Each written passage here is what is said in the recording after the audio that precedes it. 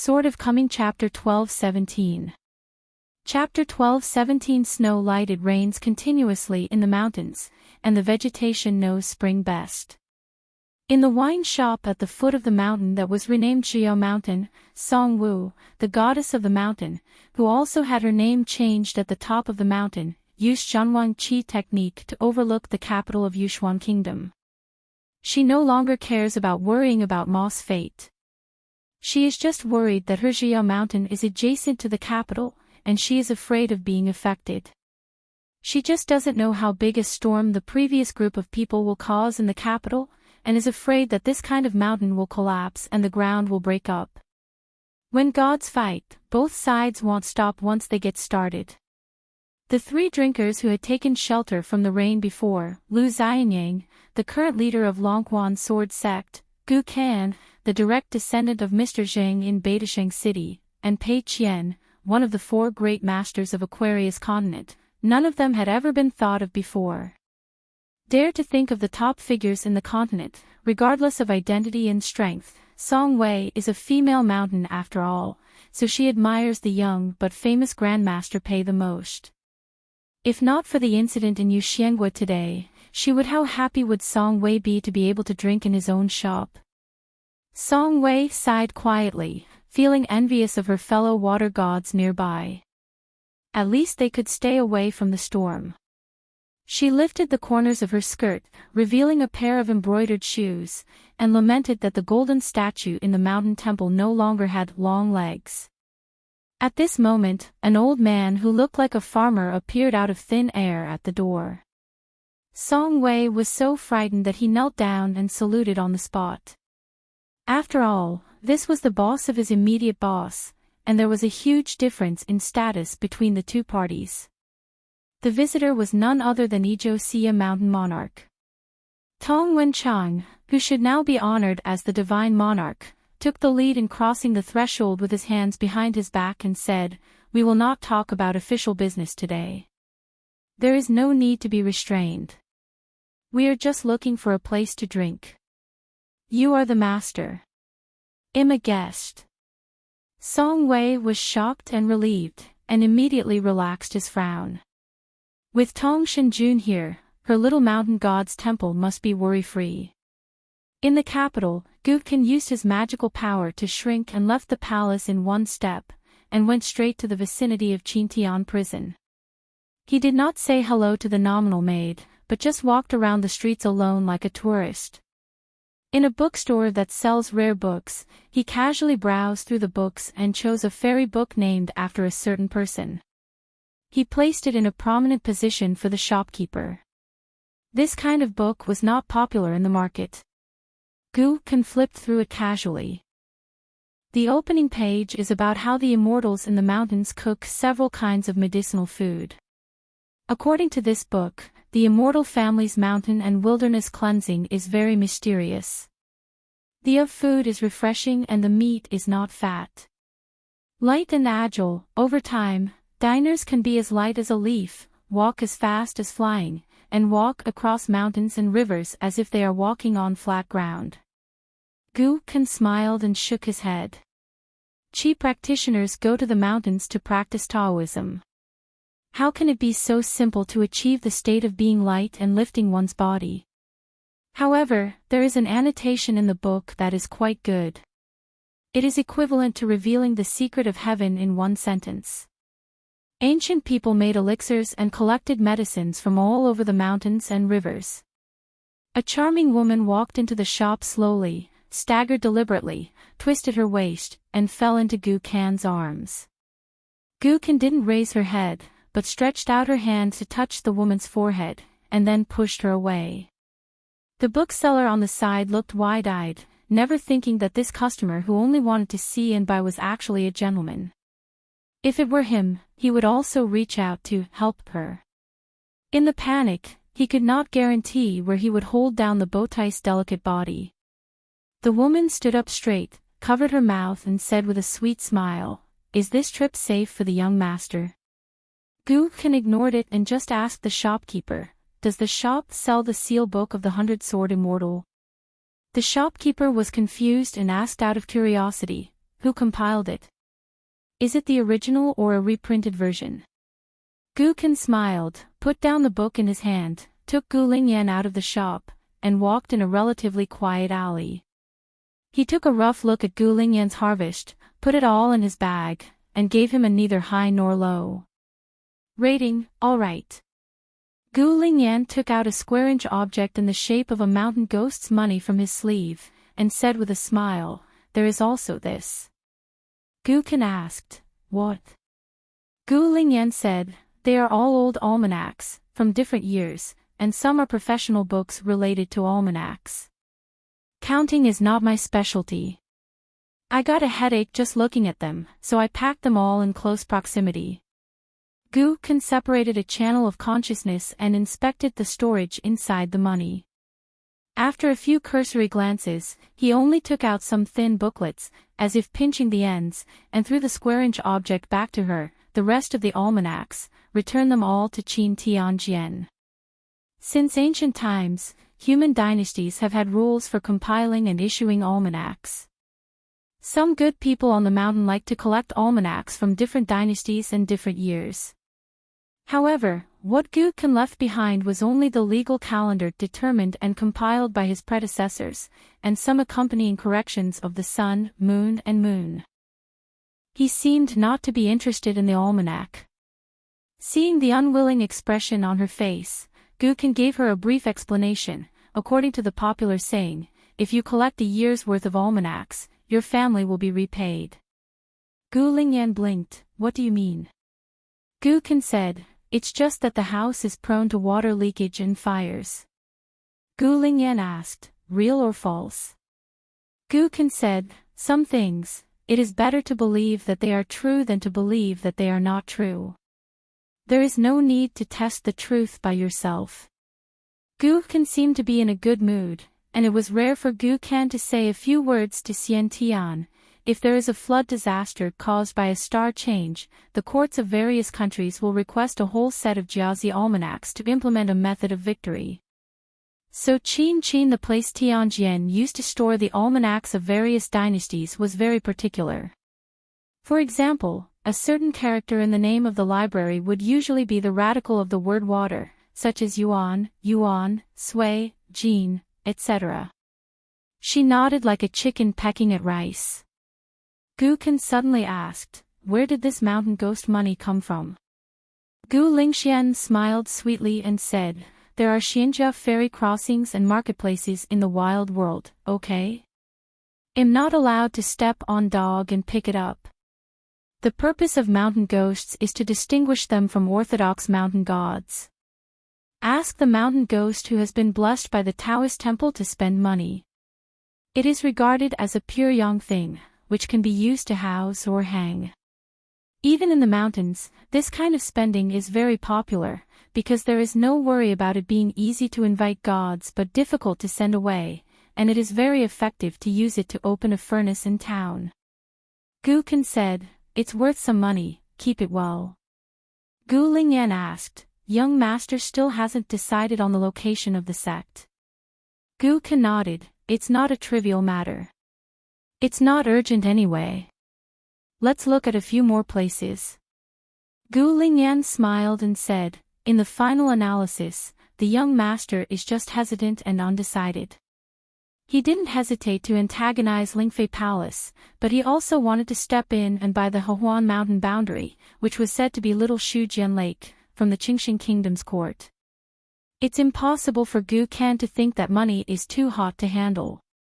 In the final analysis, it was Gu Kan who hesitated and had an impulse to do something to prove something to someone before choosing the Hehuan mountain area for the sect.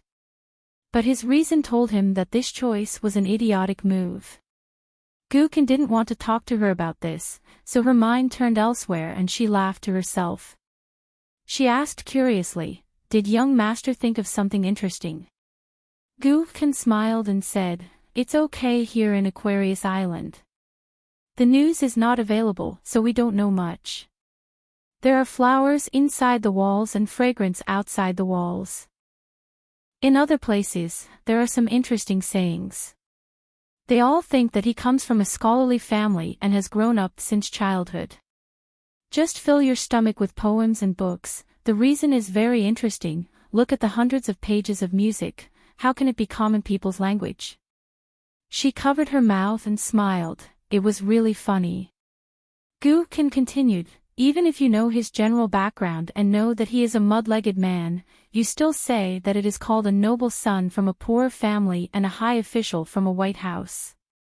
It must be that Chen Jun has made great contributions to the world at a young age. Gu Kan wanted to laugh when he thought of these kind words. She said cautiously, if the Chinese Confucian temple hadn't deliberately concealed it, not to mention the honorific title of Chen Jun, some people would have respectfully addressed it as Chen Zi, right? Gu Kan laughed it off. Sir, have you ever thought about what kind of person you must become in this life? Just think about who you don't want to be. Give me an example. Such as the embroidered pillows that you find useless. My young master, it's useless. You haven't tried it. It rained from the sky and flowed from the ground to the ground. There were fights at the head of the bed and at the end of the bed, When they arrived at a place, seeing Gu Kan stop walking, Gu Lingxian asked in confusion, Sir, what is this? Gu Kan said, we are waiting for someone, we have arranged to meet here. Gu Lingyan became more and more curious, is there an expert hiding in the palace? Gu Kan said, there are not so many things to pick up. National Master Huang Lai is in the Golden Core realm. I roped him in to be the sex worshipper. He is familiar with the customs of the mountain and the rules of the officialdom. He can help with some common affairs. Gu Lingyan asked, need it? Gu Kan said, of course Baidi City doesn't need it, but my sect does. This is a scenic spot in the capital with a touch of fairy spirit. It is called Moon Mirror Pond and is home to various carps. People in the capital of Yushuan Kingdom have had the custom of releasing carps here since ancient times. A pavilion was built next to the pool, and an ancient mirror was hung on the forehead. The couplets were very mottled and old. The content was that there was no need to avoid the fish, shrimps, turtles, and snakes. The light only illuminated the dragon. It is said that every moonlit night, the water here is particularly bright and clear, with sparkling waves. It seems that it is indeed true as the couplet says, and it is not a lie. Just now, Gu Kan did not enter the pavilion, but stopped at the entrance of a nearby Taoist temple. Mixed in the bustling city, it was a cold and unpopular temple, the kind that ordinary people would miss when passing by. Gu Lingyan looked at the small Qingjing Taoist temple. The door couplet here was also strange. There were elves and gods, but he didn't know who the melting caste was. It was more like the words in half a couplet. Gu Lingxian instantly understood, could it be that together with the pavilion couplets, they were called a couplet? In this way, Gu Lingyan took a long look at the deserted Taoist temple called Chongyang. Unfortunately, she was not familiar with the art of looking at qi and could not see any more ways. She doesn't take it seriously and doesn't care about people living in seclusion here to practice Taoism. First of all, the spiritual energy in the mind is thin, and what does it mean to be a Taoist? She herself is Yupu with excellent qualifications. Is there an immortal in there who can ascend to refine elixirs here? She turned her head and looked around, and there came a golden elixir earthly immortal who was not too young. Is he the owner of this Taoist temple? Gu Kan smiled and asked, is the handover completed? Huang Lai nodded and said, following your instructions, I told Shui Pang the truth. When I heard it was you, I had a shit-eating expression on my face and didn't dare to say anything. Suddenly realizing that this metaphor seemed a bit inappropriate, the old man hurriedly smiled and said, I'm sorry for not using my words. Anyway, both parties are polite, and it's easy to get together and part ways. Gu Kan said, you can speak freely from now on. Shui Pang can tolerate a national master who picks up lice and takes off his boots, but I am always slightly more generous than him. Huang Lai smiled and said, this is a good thing. When I came here, I was still struggling with whether I would be tricked by Sect Master Gu into the house and then turn my back and deny anyone. Gu Kan shook his head and said, "You still don't know much about our Baidi city. The rumors from the outside world are spread by false rumors and cannot be accurate. In Baidi city, the native genealogy monks go out to do things, and their ways are relatively wild. The Shanzai cultivators who entered the city halfway are more disciplined." Huang Lai said cautiously, "If I have the opportunity, I can go to Baidi city to see the lanterns. I only need to get a general view of it. I am really curious and longing for it. I have been fascinated by it for a long time." Gu Kan said, "The threshold of Baidi city will only get higher and higher in the future. This matter is indeed not easy, but it can be discussed. For example, we can wait until you reach the nascent soul realm." Gu Lingyan seemed to have just discovered that there was such a famous person. He smiled brightly and said in a strange way, "Oh, it's amazing, he is actually an old of golden elixir."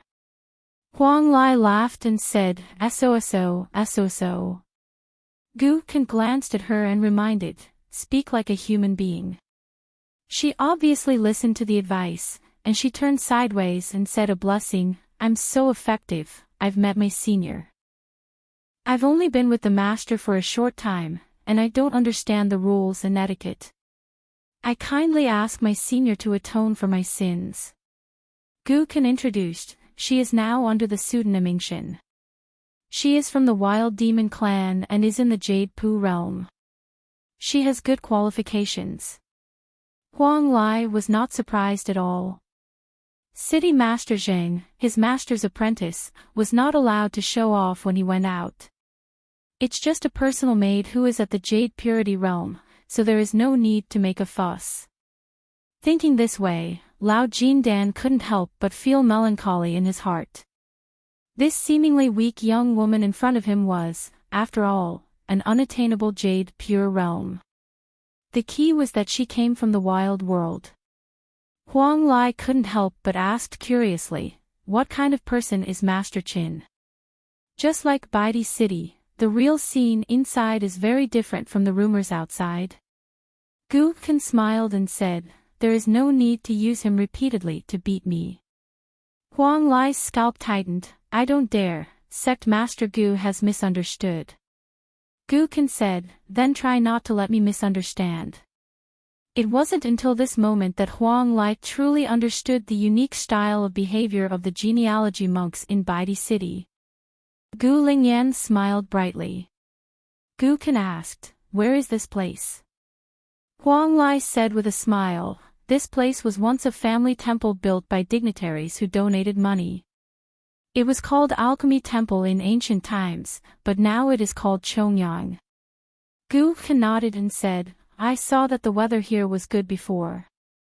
Of course, compared to the capital of your Yushuan kingdom, it is called Alchemy Temple. No wonder I think this is a good place for alchemy. I changed the name well. I guess it is an expert. The first to get the moon is near the water tower. The predecessors deliberately chose this place. There is no doubt that the water elixir is refined here. If it is named Chongyang, it will gain a little bit. The giant prong is molten, the golden furnace is golden, the purple light is gradually emitting, and the red energy is deep. I guess a so-called land will appear in the future. As for how long it will take in the future, whether it will be decades or hundreds of years, I am a layman in the art of gazing, so I don't know. The art of looking at the qi is different from the ordinary magic and magical powers of the immortal family. It is also different from the so-called clairvoyance, feat and magical functions. This method is similar to a talisman, and the threshold is quite high. It pays attention to the talent and foundation of the Taoist. The success or failure seems not to be determined by human power, but by destiny. Only the gods of mountains and rivers, who are not canonized by the imperial court, can immediately master this method by shaping their golden bodies and erecting temples. In addition to the imperial guards of various countries, there are also those strange people and fortune-tellers who travel all over the world. Huang Lai said, "Go in and ask for a cup of tea." Gu Qin shook his head and said, "Go somewhere else for a stroll. It doesn't matter where you go. The vast world of mortals infects the human body, and the melting furnace of heaven and earth forges the alchemy elixir. People in the world say that gods are good, and a golden elixir can guarantee immortality. If you don't know how difficult it is to practice Taoism, your heart may turn into ashes." Stopping along the way, I looked at the willow color with sadness, which grew deeper and deeper with the spring. In the world of Qin Pin Gan's heart. On the top of the city, standing behind Ma Kuxuan, Omi looked like a goddess in the temple of obscenity among the mountains and rivers, with a shining golden body and a calm smile, as if he had just said goodbye. Although he knew it must be false, Qin Pin Gan was still in a weird mood, frowned and asked, "How did you do it?" "Old God," Ma Kuxuan said, calling the soul. Ma Kuxuan's eyes were hot, as if there was a huge riddle for Qin Pin Gan to solve. "Don't you always have a good memory?" In the past, such things did not often happen near Xinghua Lane and Clay Vase Lane. "Have you forgotten?" When the children were frightened and lost their souls, their parents would lead them through the streets and in the wilds, calling their names all the way to help the wandering souls return home. There are so many ancestral crafts in the world that have been lost. I am just reinventing them. I just picked it up. What is the effect? Are you shocked? It can make Chen Guan Chen Jianxian, who is accustomed to the big world, feel so fearful. It is not in vain that I have put so much effort into it. Chen Pin Gan asked, "Have you thought about the consequences?" The resonance between heaven and man that monks in the world cherish is all about the resonance between man and heaven and earth. Aren't you, Ma Kuxuan, afraid that Zaitian Zhoumi, who occupies the former site of heaven, will be connected with the human world? Separate and descend to the earth. Give birth to a contingency. Especially at this critical moment when the founders of these three religions have dispersed. Ma Kuxuan felt like he had heard the funniest joke. "You have already come to kill me, and you still advise me not to break the jar. Why should I keep this kind of trump card? I can use it when I go to the grave to worship my ancestors next year." Chen Pin Gan was silent.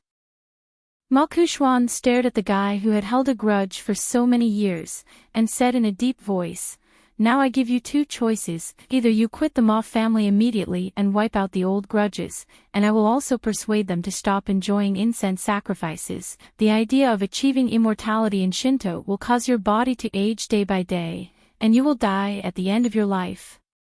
Or in order to avenge your own personal revenge, you will not hesitate to risk dragging the entire world into the whirlpool and become my enemy. Of course, just with this risk, but I didn't say that the person who came from behind must be so capable that he could cause harm to the world." "You can bet." Chen Pin Gan said, "You have misunderstood. What I call consequences has little to do with this world. I am better at starting from scratch and cleaning up messes like a swallow holding mud. I am talking about you. You want to do this next year. On Qingming Festival, Ma Yenshan and Ma Yuemei, how many glasses of wine would you like to toast to your brother, whom they regard as the pillar of the family? Goddess Ma of Xinghua Lane, you have been kind to me in delivering my baby.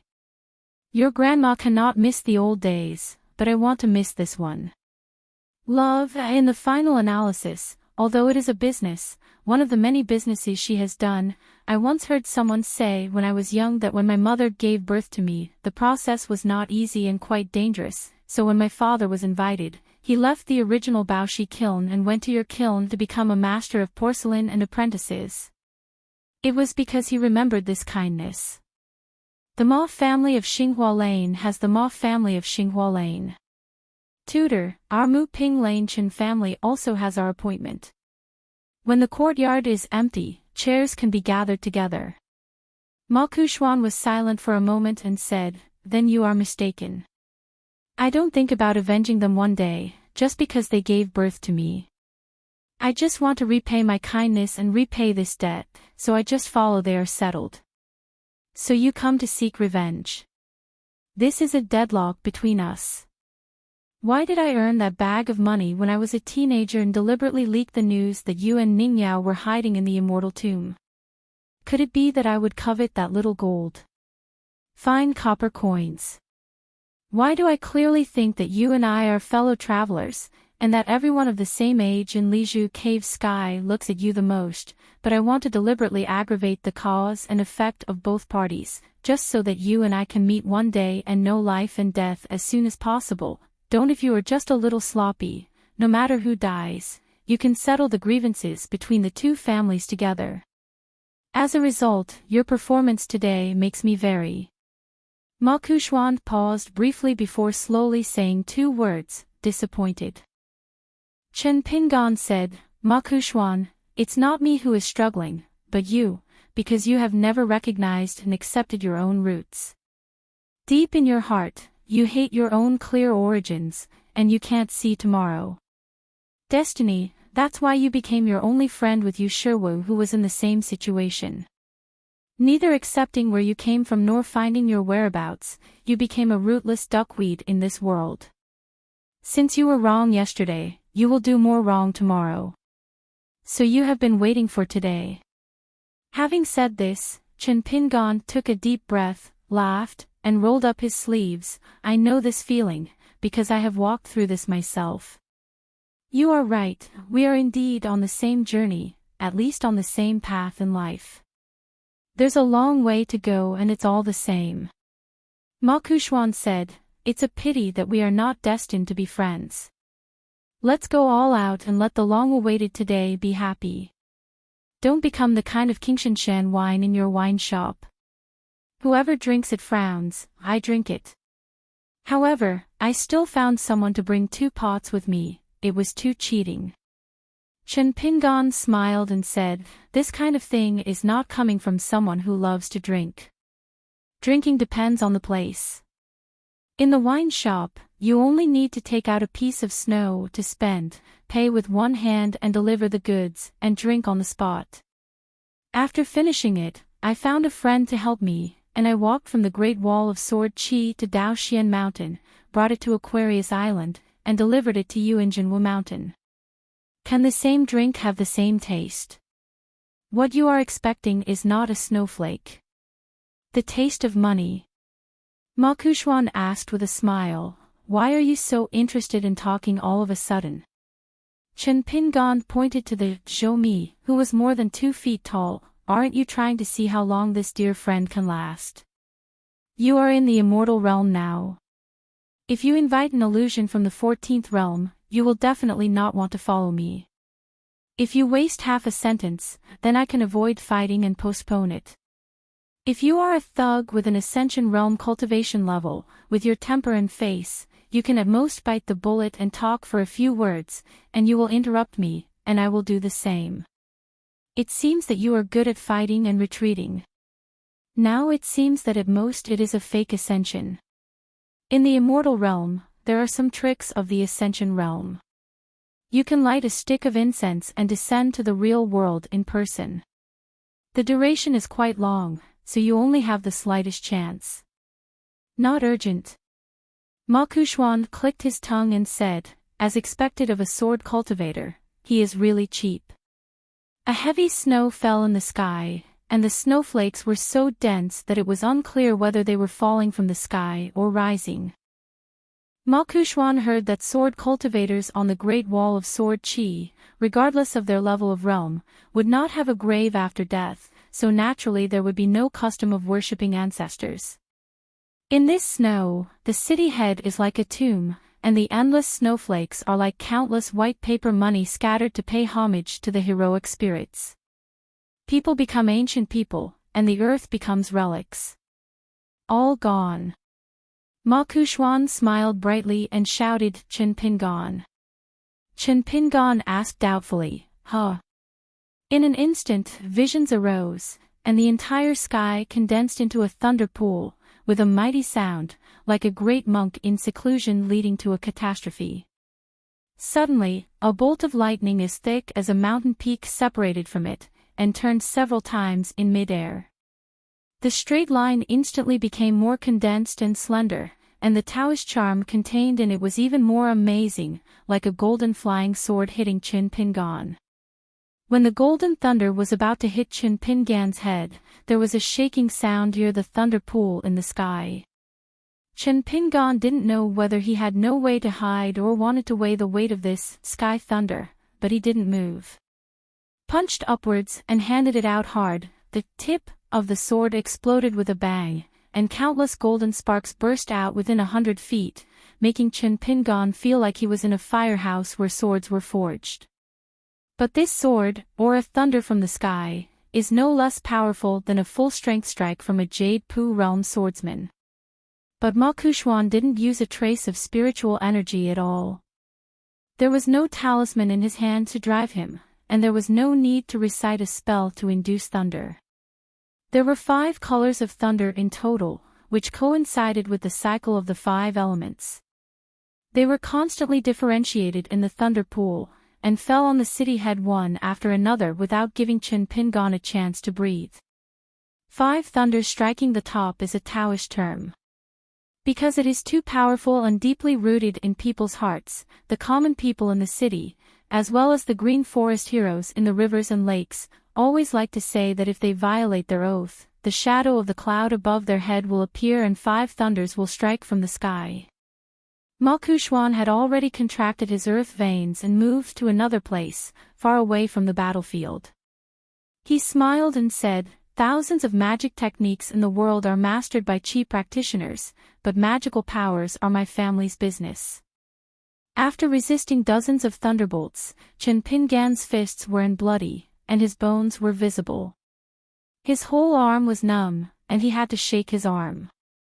A long string of electric lights was still entangled around his arm, like a dozen snow-white electric snakes being killed by Qin Pingan. Peace shook to the ground. Qin Pingan was a little surprised. Why didn't Ma Kuxuan take the opportunity to throw out a few more thunder magic powers? In the previous words, when talking about the Tianchi mansion in Longhu Mountain, Ma Kuxuan seemed to be arrogant. He did not think highly of the 5 thunder methods of the Tianchi mansion, and even felt that he was qualified to teach Zhao Tianlai the true meaning of the thunder method. Ma Kuxuan, no matter how high-minded Kuxuan was, he did not feel that he was superior to Zhao Tianlai in terms of magical attainments. It was just that Ma Kuxuan was a reincarnation of the gods and was from the lay department of the ancient heaven. He regarded himself as the authentic sect of thunder methods, so there was no problem. Ma Kuxuan said with a smile, "I didn't even give you a chance to breathe. I'm so generous, but I want to take the opportunity to sharpen my fist skills and temper my body. You 10-level warriors are really amazing. I envy you to the extreme." As he spoke, the thunder pond heavenly tribulation was getting deeper and deeper, overwhelming and suffocating. The vast thunder pond that had accumulated countless ancient Taoist meanings was like a deep pool filled with water. Ma Kuxuan used his great magical power to separate a ditch and lead it to Qin Pingan. It creates a pattern that looks like the mouth of a well is poured with river water. In one go, thunder and lightning with Taoism as thick as liquid, because the thunder fell too frequently, the thunder was connected and connected continuously, and the sound of thunder with slight intervals turned into continuous rolling thunder, just like a beating a drum in the clouds, and someone touching the ear it stuck to the drum's surface. Not to mention Qin Pingan, who was in the game, was so shocked that Ma Kuxuan felt a little tight in his chest. He stretched out his hand, gently rubbed his ears, and sneered, "The illusion of the heart is ultimately a fake." It turns out that a great wall of sword chi has been shattered by hundreds of lightning strikes. The bright red mustard figure stands in the ruins, continuing to bear the catastrophe with both fists. With each punch delivered, there are hundreds of millions of people around it. The magnificent scene of thousands of fires and splendid scenes, it is hard to tell whether it is a sea of fire or a vast array of stars in the endless void. Do you still dare to say that you only use martial arts to fight against the enemy? Are you really not going to use shrinking techniques and sword escape techniques? I would like to see how long Grandmaster Jijia's pure qi can last.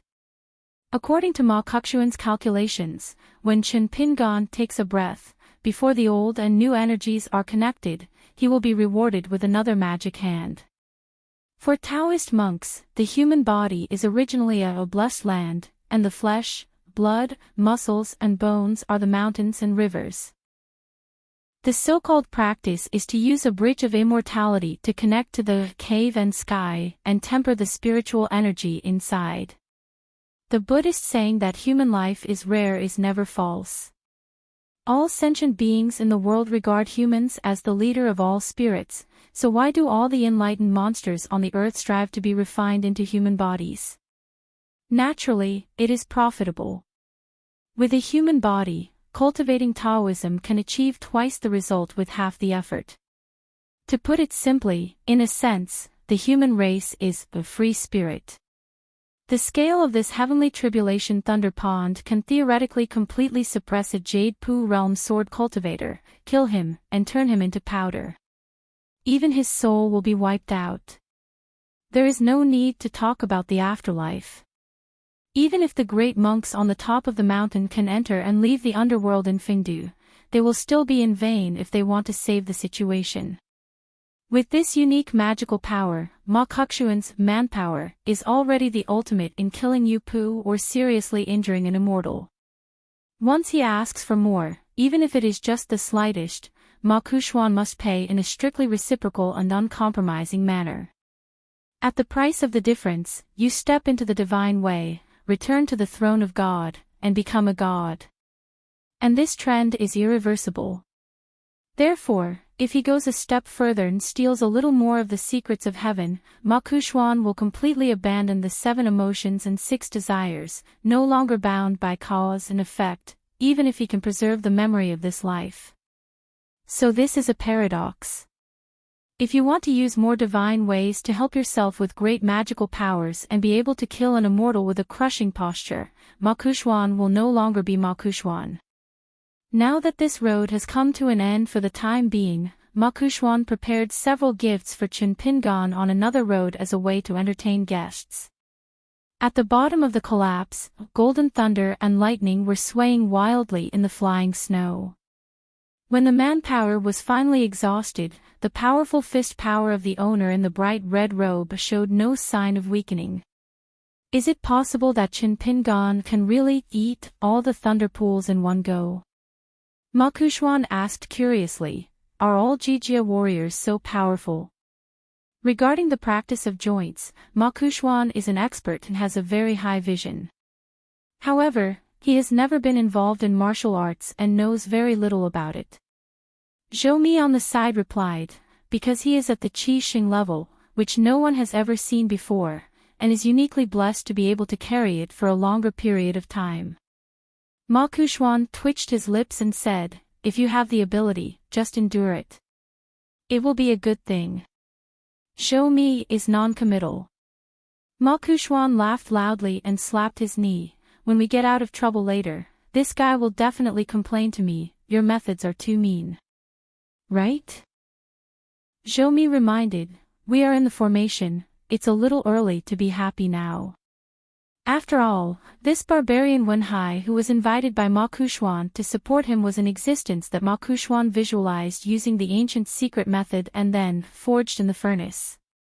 It was equivalent to using the 12 ancient high-ranking gods at the same time. The two's natal magical powers are far beyond the comparison of ordinary puppets. It was named by Ma Kexuan after calling soul, which is a secret contract with heaven, which is not bad at all. Zhou Mi smiled and said, people strive for a breath, and gods receive a stick of incense. It really suits the occasion. On the ground, Chen Pingan's boxing technique was so simple that he had almost no moves at all, and he was out of his ordinary. The peak of the fist intention is even more vast, like a who is not subject to incense, breaking the shackles and walking in the world. Ma Kexuan's face was gleaming in the golden light and snow. He stared intently at the battlefield where he seemed to be an invincible warrior who faced only the sky. There are thousands of spells on the mountain, which are dazzling. They are beautiful to look at, but in Ma Kongquan's eyes, it seems that after all, it is not as satisfying as relying on his fists alone. It's a pity that when he approached Yu Shiwu, he had some intentions at first, but in the end he couldn't bear to take action against this friend, so he came out to occupy the magpie's nest and resurrect the soul through the dead body. Ma Kongquan couldn't help but sigh, what a monster. Zhou Mi said, compared to Ascension Realm monks, there are only a few warriors of the same generation who can reach the first level of God. They have fewer opportunities to compete with each other, and the number of punches is even less. Ma Kongquan said, if you put yourself in his shoes, even if the combat power on paper is equivalent, facing this thunder pool, I wouldn't be able to walk so casually like him. Zhou Mi said, it's calm. The existence of heavenly calamity is not only a past that practitioners regard as dangerous, but also a fate that cannot be escaped. The dangers and horrors among them can only be known by those monks in history who had no choice but to fight and die because they could not escape the disaster. In addition, there is a deeper truth. The existence of a heavenly calamity can reduce merit and cause and effect in the world. If one is not good at studying Taoism and ends up in a situation where the body dies and Taoism disappears, it is just a matter of returning the property to the Lord. However, if one successfully overcomes the tribulation, it is the benefit of the Taoism. It can help the Taoist people to escape the tribulation. The Taoist heart will be clear and the Taoist body will not be broken. Stained in the world of mortals, otherwise why would those who have attained the Tao preach the secrets of heaven with great earnestness and sincerity, emphasizing that one must wait until the merits are perfected before he can attain the Tao and then have the opportunity to attain immortality.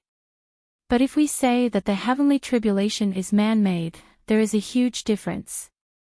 If you are not careful, you will be struck by the 5 thunders of the heavenly tribulation, cutting off the 3 flowers on your head, and destroying the 5 human qi that were finally condensed. What Ma Kongquan wants to do is to make the young hermit official and the owner of Luola Mountain, who has done many feats, have all his merits and deeds cut off, and lose some kind of protection from God's will. This move can reverse the situation and make Qin Pingon temporarily lose his time. Regardless of whether you rely on flying swords or other means, here you are mainly against the guests. I will follow the same pattern and mainly against the guests. In addition, Ma Kongquan has more magical effects. Ma Kongquan looked at that guy intently and murmured to himself, I want to cut off all your merits. I don't want it to last forever, just for a short time. When a person's merits are gone, he becomes a bad guy with bad luck. As the old saying goes, people with strong luck can deceive ghosts, and ghosts with bad luck can deceive others. This is the truth. Why would the gods of mountains and rivers in this world be willing to pay homage to someone passing by? Or show up to greet him or protect him secretly? Why does the Qinghuang Temple in this world have a single booklet with names recorded in Jubi? Everything is due to the ancient times. There have been some changes in the ritual system. Among them, there is a new heaven rule. Qi practitioners and mountain and water gods, who have meritorious deeds for the people, will be added to the law. Merits in the world are divided into yin and yang. What is yin virtue? It's like ringing in the ears, which is heard only by oneself but not by others. There is often an admonition that it is better to cultivate virtue than to gain wealth and fame. The word zhong reveals the secret of heaven again, and the heart is the field of blessing. The fields are barren, the water sources are drying up, and there is no talk of next year's harvest. This is not an empty talk to deceive people and do good things. It only talks about a certain lineage of Taoism. It is extremely strict to accept disciples and preach. Why does it require the disciples to have 3,000 merits and 800 good deeds? People have the heart to follow the Tao, the ambition to become an immortal, and the wish to reach the sky, but they still cannot understand the fate of right and wrong. The common man meets noble people in the market and on the road of life, and never misses them. What is a good person also needs to pay a price. Chen Pingan nodded and smiled. I like to hear this. It turns out you are not bragging. You are worthy of being a confidant. Ma Kuxuan pointed at Chen Pingan's shoulder. Every master is carrying a ghost on his back. I'm just manifesting it. You have enough merit before, so of course you won't notice this weirdness. There is often a saying in the market that people who lack yang qi will have a cold neck and a cold back. There's something behind you. I don't know if it's a human or a ghost, right? Those who have gone through the world of martial arts and have stained their hands with countless blood may have strong bones and strong evil spirits at the moment, but it doesn't matter. When they get old and weak, and their spirit is weak, let's see what the situation is like. Oh, why do people who are in the world of rivers and lakes keep saying that it will not bring harm to their families? I want to wash my hands in a golden basin. Why are officials most afraid of being implicated in having their homes confiscated? This is because they are afraid of the consequences without knowing the cause. Those who died directly by your hands, those who died indirectly because of you, those who stopped at Shujian Lake on the way, those who are permanently stationed in this great sword Qi wall, no matter they deserve to die, died in vain. Humans, ghosts, the demon clan gods are all on your back now anyway. Chen Pingan was indeed pressed to the point where his knees were slightly bent and his body was stooped, showing an overwhelmed posture. This was by no means a lie. Ma Kuxuan asked with a smile, have you ever seen with your own eyes the pain of climbing over mountains in the profession of porter? It's the kind of coolie who carries luggage and snakes along the mountain with the road. I think you are similar to them now. Chen Pingan asked calmly, have you ever seen a woman carrying her husband? Ma Kuxuan was stunned. Chen Pingan said, I have seen it. Do you know how they use bamboo shoot shells? Ma Kuxuan was speechless and sighed, let me bite the bullet and temper my temper. It's rare for me to say a human word.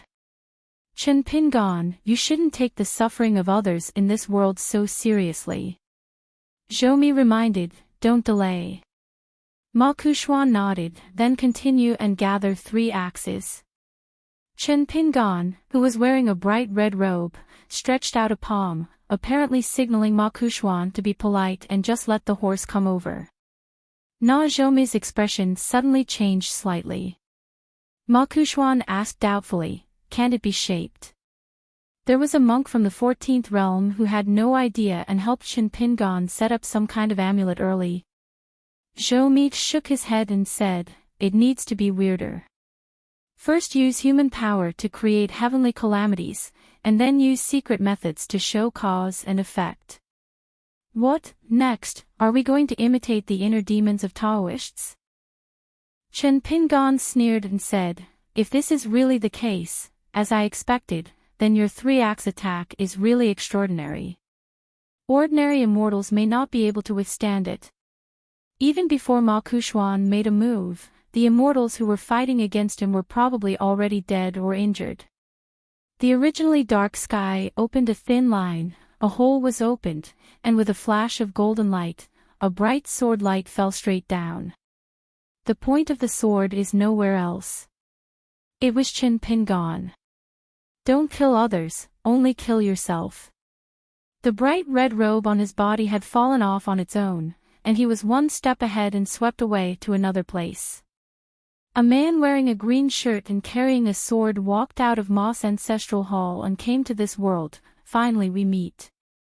Standing there, spreading his hands, the bright red robe was put on by itself. Chen Pingan smiled and said, it's not easy, you can actually force me to reveal my true body to meet you here. Sword of Coming Chapter 12:18. Chapter 12:18. Go to the mountain. The air in the mountains is still cool after the rain, the days are long and nothing happens, and Yen sits leisurely. The people at the table at the foot of the mountain, one big and one small, all had their legs crossed, eating melon seeds and chatting about various things, just passing the time leisurely. The two of them are good brothers who are famous for their high ambitions in Luolu Mountain. There is no need to cultivate Tao and no need to practice boxing. Why? Both of us are top-notch geniuses. Leave aside geniuses, people who can climb mountains and practice Taoism, with the same physical ability, must avoid certain potholes on the way to practice, such as the Talisman Road. The threshold is high, the money is high, and the guidance of a master is also needed. Otherwise, if you are not careful, you will be killed. You will waste your life, talk about immortality, and talk about soaring. This makes a woman afraid of marrying the wrong man and entering the wrong profession. It's absolutely true. What Brother Defoe said is absolutely true. What he said is absolutely true. Some pits are shallower. If you have suffered a loss, you can still climb out if the opportunity is bad. But some pits are very deep. If you jump in, you will not be able to climb out. What you are most afraid of is encountering a bottomless pit with no bottom. Brother Dafeng is one of the few martial arts masters in Aquarius continent. He learns martial arts and practices boxing. The threshold for this profession is not high, so it is not a trap, right? This is not called a pit. Zheng Dafeng nodded and said, "It's a cliff." Chen Lingjun rolled his eyes and said nothing. It would be unconscionable if he echoed this. Zheng Dafeng said with a smile, "Of course the number of people who learn martial arts outside the mountains is far more than the number of Taoists in the mountains, but you can't think that learning martial arts is not a trap just because of this. You can't see Qin Pingon and Chao Ci either. I'm young, I'm high level, I'm flying in the sky. I think it's so easy to get into this industry." At this time, on the mountain road not far away, an old immortal with immortal style and Taoism came. He had 3 long beards and elegant Taoist clothes. He was Lu Yong, the master of the Qinghu Palace in Tonggishao. The old man holds a fly whisk in his hand and walks steadily, making him look very majestic. In the words of my old cook, if there is not a land on the mountain, and if there is not a county magistrate in Gongmen, there is no way he can escape from this kind of momentum. Chen Lingjun took a closer look, stood up hurriedly, shook his sleeves, and strode forward. "Hey, isn't this Brother Lu? There are only a few visitors here." The old man stopped, nodded, and said with a smile, "Come here uninvited, nagging, nagging." Then Lu Yong added, "I saw fellow Taoist Jing Qing and Grand Master Zheng from a distance. What a talker, he has the aura of Qing Shao, and he sits like a white jade figure." Zheng Dafeng was not a janitor now, so he didn't get up to entertain guests. Hearing Lu Yong's comment, he was greatly impressed. He was indeed a real person. He did have some true knowledge and insights, and he told the truth to everyone. Chen Lingjun sighed like the mountain master, "You just say some polite words, who are you looking down on? Brother Lu comes to our Luopa mountain, and he still needs to say hello to others. This is a shabby and dishonest thing to say, and it seems that we are here. Are you snobbish and don't care about old feelings at all? It doesn't matter if you slap me in the face. Who of us is following whom? At worst, we can just drink 2 cups at the wine table and it will be over. Slapping my master in the face is not allowed, absolutely not allowed." Lu Yong laughed loudly, changed his position and held his fist for Jiang Hu, shaking it vigorously. "It's true that I'm being pretentious. I went back to the table and punished myself with 3 bowls first." Chen Lingjun asked from the bottom of his heart, "Brother Lu is a very busy man now. What is it?" The letter didn't explain clearly. "I have to climb the mountain in person. Could it be that I encountered some difficulties? Can you tell me in private? I will help you if you can. If you don't help, you or your grandson." Lu Yong hesitated for a moment, but chose to say straightforwardly, "Fellow Taoist Jingqing, to be honest, I have a direct disciple named Zhao Zhu. I am not just bragging. Zhao Zhu's Taoist qualifications are not bad, and his character is even better. Yes, I'm just wondering if I can help this apprentice get a seat at the back of your Jisa Peak Patriarch's Hall, so that he can be a guest who can sit in on the proceedings. In this way, when I take it off in the future with a heavy burden on my shoulders, I plan to take care of myself in old age, so it becomes more and more justifiable for Zhao Zhu to inherit the position of palace master. For such a big matter, just sending a letter from Feijian does not seem sincere enough, just like Qinghu Palace giving orders to Luola Mountain." Lu Yong didn't think he had such a big face, so he had to make this trip in person to meet Master Chen and discuss the matter carefully. "Well, I have some confidence." Chen Lingjun rubbed his chin, thought carefully for a moment, and said with a serious expression, Zhao, I remember that I met him and he is a good person. If he is just an ordinary guest, it is not difficult at all, but it must be said that we have a position in the ancestral hall. Yes, this is no small matter.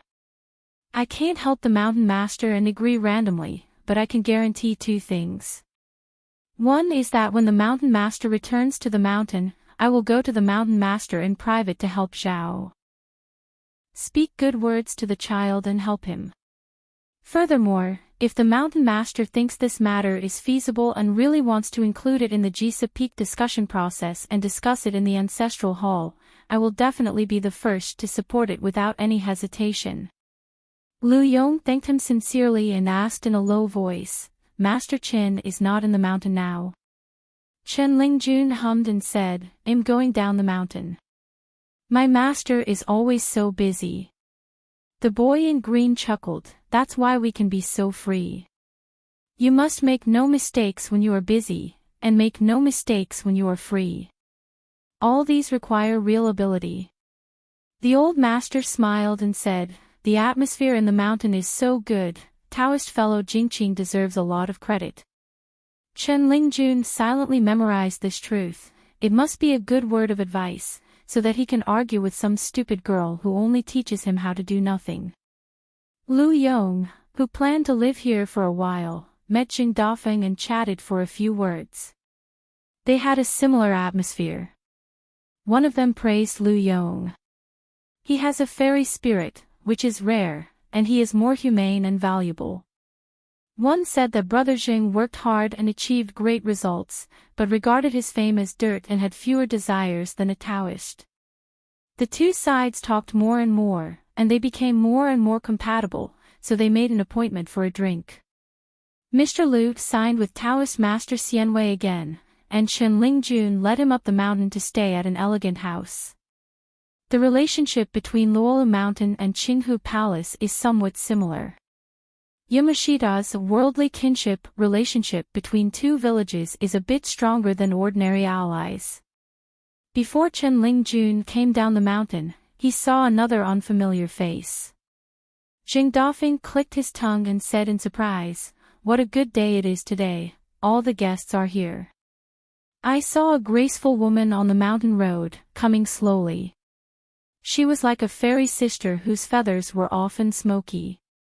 After taking a closer look, I found a mole on the tip of her nose. Far from being a pity for a beautiful jade, it actually had a finishing touch of beauty. Jing Dafeng hurriedly straightened his clothes, planning to go and meet the unidentified woman in person. She was the former janitor, wasn't she still the janitor? We in Luoyuashan are not willing to burn bridges across rivers. After meeting the woman, she directly handed out a certificate. Jing Dafeng took it and was quite surprised after confirming that it was not a forgery. It was actually a customs clearance document issued directly by the Chinese Confucian Temple. I heard from the gossip that over the years, the Confucian Temple has only taken out more than 100 copies. Generally speaking, the chief practitioners who receive this honor are mostly local monks in the wilderness, as well as spies who have been placed in the wilderness by Haran Tianxia and have not returned home for a long time. The name written on the pass is Xingqingjia, and the road name is Yuanhu. However, his place of origin and sect were not stated. The female cultivator smiled and said, I dare not hide it. I actually come from the wild world. In the past, the dojo was located in Jinsui City. Now I am a monk who has not yet been included in the genealogy of Baidi City. Zheng Dafeng suddenly realized it and said that this Taoist name looked familiar. He turned out to be the city lord of Jinsui City. A genuine city lord in the immortal realm. Nowadays, the surname is Zheng, which makes sense. Qingjia said in extremely mellow Dali Mandarin, this trip to Aquarius continent is only for two things. One is to follow Mr. Zheng's decree, find Gu Kan, and assist him in establishing the sect with all his strength. The other is to come to see a certain person. A senior from his hometown can trace his origins. This senior can be regarded as the founder of our Jinsui City. Jinsui City can be what it is today, and Jingqingjia can be where it is today. It is all thanks to him. Recognizing the ancestors and returning to the clan is the meaning of the title. Now that Jinquiqing belongs to the vassal sect of Baidi City, and the matter of returning to the clan has been settled, it is even more necessary for me to come here and recognize my ancestor. Zheng Dafeng knew this clearly. Xiao Mo did indeed leave 6 holes of Dao in the wild world, but one time when everyone got together to chat, according to Xiao Mo, there seemed to be only one line of incense left there. It is possible that the incense has been cut off. Logically speaking, Xiao Mo's remaining incense should not be from Jin Suiqing. Even the Qigong practitioners here in Haoren Tianxia have heard of such a famous sect in wild golden Suiqing. For example, Zheng Dafeng knew that this sect was famous for having many female cultivators, good robes, and beautiful clothes. Female nuns wearing cassocks are even better. For 10 days and a half, they changed one thing every day, and never brought the same one. Although in the end they still ended up in the same place, they had to take off their clothes. Just thinking about it can make the bachelors laugh. Zheng Dafeng wiped his mouth and explained with a smile, Xiao Mo is not on the mountain and has gone on a long trip. But he will be back soon. I believe fellow Taoist Qingjia will not wait long. Qingjia smiled and said, I haven't had time to ask my Taoist friends for their names yet. Zheng Dafeng said, what a coincidence, our surname is Zheng. We were the same family 500 years ago. My sister is a few years older. Since we are both surnamed Zheng, it is not appropriate to call me Xiao Zheng. Just call me Xiao Feng. Zheng Dafeng invited, I would like to invite Taoist fellow Yuanhu to go to the humble residence for a visit. The place is simple. The customs in the wild world are not to be disrespectful.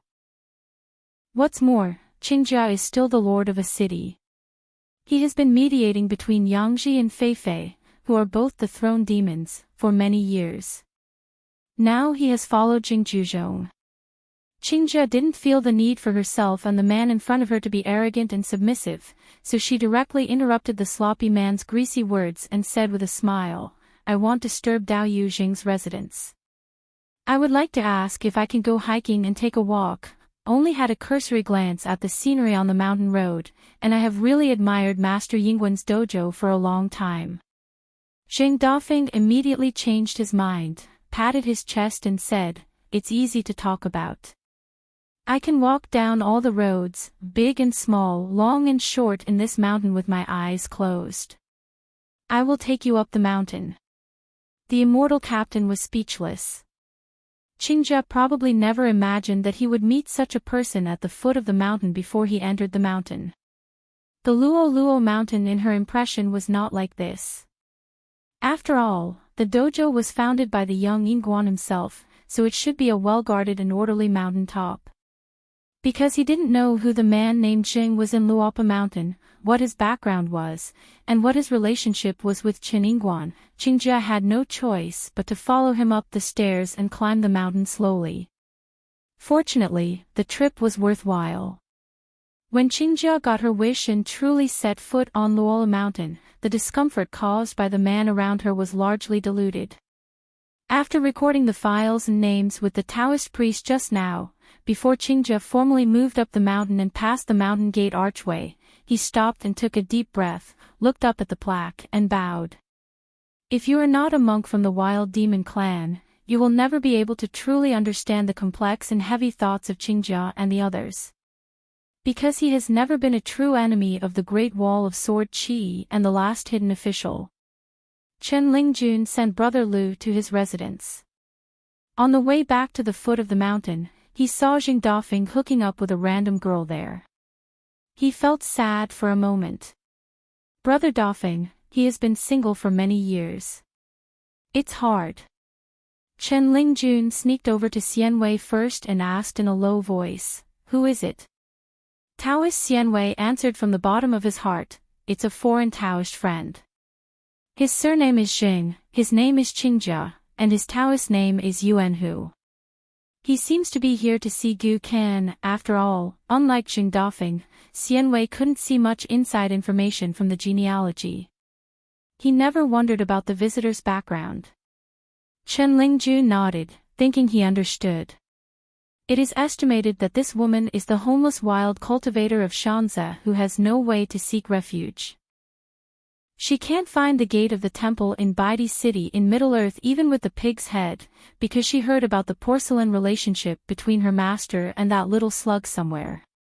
Because of the relationship, I just want to ask my master to help me soothe my cheeks, say a few good words to Gu Kan, and make an introduction. The boy in green sighed softly. It was not easy either. Climbing together, listening to Jing Dafeng's chatter, he changed his ways to be attentive and approachable. Chen Lingjun, who was walking behind, clenched his fists with both hands and pressed them hard against his cheeks to suppress his laughter. Passing by an open house, there was an old man lying on a wicker chair in the courtyard. He was resting his mind with his eyes closed. He was breathing long and seemed to be in a light sleep. He was holding a yellow cattail leaf fan on his abdomen. As he passed the open gate of the courtyard, Qingjia happened to see a scene out of the corner of his eye. A flower that seemed to have been persuaded by the spring breeze to travel far away from the branch, swayed, and fell on the old man's forehead. She took a few more glances. The old man is similar to the one next to him named Zheng. He seems to be a martial artist, and his level is definitely not low. Qingjia's realm was high enough, and he could see that the old man who was in a trance like a monk was not pretending to be asleep, but was really calmed down and wandering around. It is rare for a martial artist to be like this, but for Qingjia, it is not that big of a fuss. After all, what she has seen and heard is the affairs of high-ranking people in the wild world. The man named Jing next to me, even if he were 20 years younger, I believe his appearance would not be much better. But the old man in the hospital, if his age were doubled, and based on his magnanimity, he would be a handsome man. Jing Dafeng rubbed his hands. Was it accidental or intentional? The old chef really has a skill. Will Jiang Taigong take the bait if he is fishing? This trick can be learned. Looking at Jing Dafeng, who was eager to try, Chen Lingjun felt that he had to be a staunch friend for once, and said from the bottom of his heart, "Brother Dafeng, listen to my advice, don't learn this craft. Trust me once, and the result will only be. It's just the opposite. No matter how bad the old cook's appearance is, when he shuts up and doesn't speak, he still looks a bit like a dog. If it were that fallen flower that hit you on the head, in the eyes of a woman, it would feel like he can say no." Jing Dafeng said with a smile, "Let's talk. I'm all ears." Chen Lingjun lowered his voice and said, "You fell into a trap." Jing Dafeng held the boy in green's head and said, "You can use metaphors now, you're quite good at talking." Chen Lingjun sighed, feeling sorry for himself and said, "It's true that my words of advice are offensive to my ears." Jing Dafeng lost interest all of a sudden, so he made an excuse and asked Chen Lingjun to lead the way. The man looked gloomy, his back was drawn, and he went down the mountain alone. Zhu Lian often behaves like this now, treating sleep as a form of spiritual practice, and everyone is accustomed to it. According to the intelligence leaked by Xiaomi Li, it seems that the old cook has arranged a fight with the good mountain master. The location is in the capital city of Nanyuan State, which is inside his blessed land. This winter, the fight will happen when it snows. Jing Dafeng walked out of the Bluestone Path, a spiritual path to the main peak of Jiling Peak, which can be climbed up or down. After hesitating for a while, Jing Dafeng walked towards the top of the mountain. He turned his head and looked at the foot of the mountain. Behind a pillar of the mountain gate archway, there would be a bamboo chair. Sitting on it was a fake Taoist priest who was not even allowed to teach him his private jar. In fact, his name is Nian Jing, Xianwei is just his name, and he also gave himself the name Xuxuan to travel around the world. He was abducted by the mountain master from the greatly capital city, so those who followed the mountain master in Luopa Mountain were accustomed to calling him Xianwei Taoist master. Only when Chen Lingjun was familiar with him would he deliberately turn a Xuanqiu upside down and jokingly call him Taoist master Xuanqiu, pretending to be Xuanqiu. Xianwei's realm is not high, and his face is not thin. He has been wandering around the world for many years, and he is still ashamed of this. On the contrary, I like what Taoist fellow Taoist Jingqing said. Taoist Xianwei watches the door every day in Tianqing, hiding a book in each sleeve. When there is no one around, he reads the more serious one. When there is someone around, he reads the more serious one. It's raining, what else can I do? Just stay indoors and take shelter from the rain. At most, I held an umbrella and pretended to sit at the gate of the mountain. I was as cold as a quail. I couldn't sit there for long before I went back to the house to read a book. According to a rough estimate, it rained for 9 consecutive days in the vast world. Qingming Tianxia, about 5 days. In the Western Buddhist kingdom, it may be 4 days. A day and a half in the wild world. Colorful world, half a day. Zheng Dafeng originally thought that Xianwei would inexplicably break into several realms during this world reign. It is not unusual to break through the realm, but it is strange not to break through the realm. But things are just so weird. I never thought that Xianwei's realm was so stable that it was unreasonable and untouchable. The rain stopped now. The Taoist priest was in the second realm when he came to Luopa Mountain, and he is still in the second realm now. After all, cultivation is a family matter. It is not easy for Jing Dafeng to remind him of anything, and it is not appropriate to talk too much. It is often said at the foot of the mountain that one word reveals the secret of heaven, but on the mountain there is a taboo of, it is a pity to reveal it. Jing Dafeng held the back of his head with both hands and swayed his shoulders as he walked up the mountain. The mountain breeze blew on his face, feeling refreshed. Hey, since Miss Sen's graceful figure is not seen on the mountain road, she must be practicing boxing on the white jade square on the top of the mountain. The woman is punching, tossing and turning, ups and downs, how can it not look good? Slowly walking up the stairs, Jing Dafeng straightened his clothes, spit in his hands, and smoothed his hair from his temples. In the past, his master didn't like to chat with him. Senior brother Lier didn't know if he was pretending to pass on the imperial edict or because he saw his junior brother was more handsome than him and deliberately made disgusting remarks to him. He said that the reason why Jing Dafeng was not good at learning martial arts, praying to gods was ineffective, and he was devout. Being dishonest means not being able to succeed at a high level and not working at a low level, and you end up in a situation where you can't rely on both sides. You can't learn anything, and you can't be good at martial arts. Just because you are a soft-eared person with an uncertain mind, and you don't know what you really want. People who want and pursue what they want. Over the years, in Feishing City under the colorful world, Jing Dafeng chewed these heavy words over and over again, and knew that the truth was like this, otherwise he would not have thought of building a temple next to Dadu as a shrine. But deep down, Jing Dafeng is still lazy. Not much better than Zhong Qian, who thinks about lunch and dinner after breakfast every day, and still thinks about making midnight snack after dinner. The common man wants to do what he wants. When he goes out, there are others who are flattering him and chasing his butt. When he returns home, he has a group of wives and concubines, a mountain of gold and silver. What Taoists want is to climb up one level at a time, to be like a land who can prolong life, and to be immortal, to soar mistily, hoping to live as long as heaven and earth.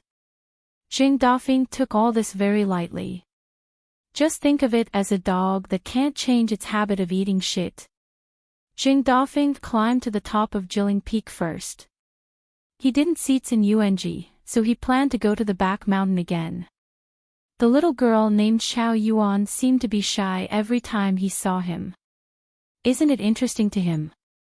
The girl has good eyesight. I don't know whether she covets her appearance or recognizes her excellent martial arts skills. Both? Alas, they have to live up to their infatuation again. Jing Dafeng walked around the original mountain temple on the top of the mountain, lay down next to the railing, and looked at the mountains stretching to the north. His eyes were full of the color of indigo, which was especially lovely after the rain.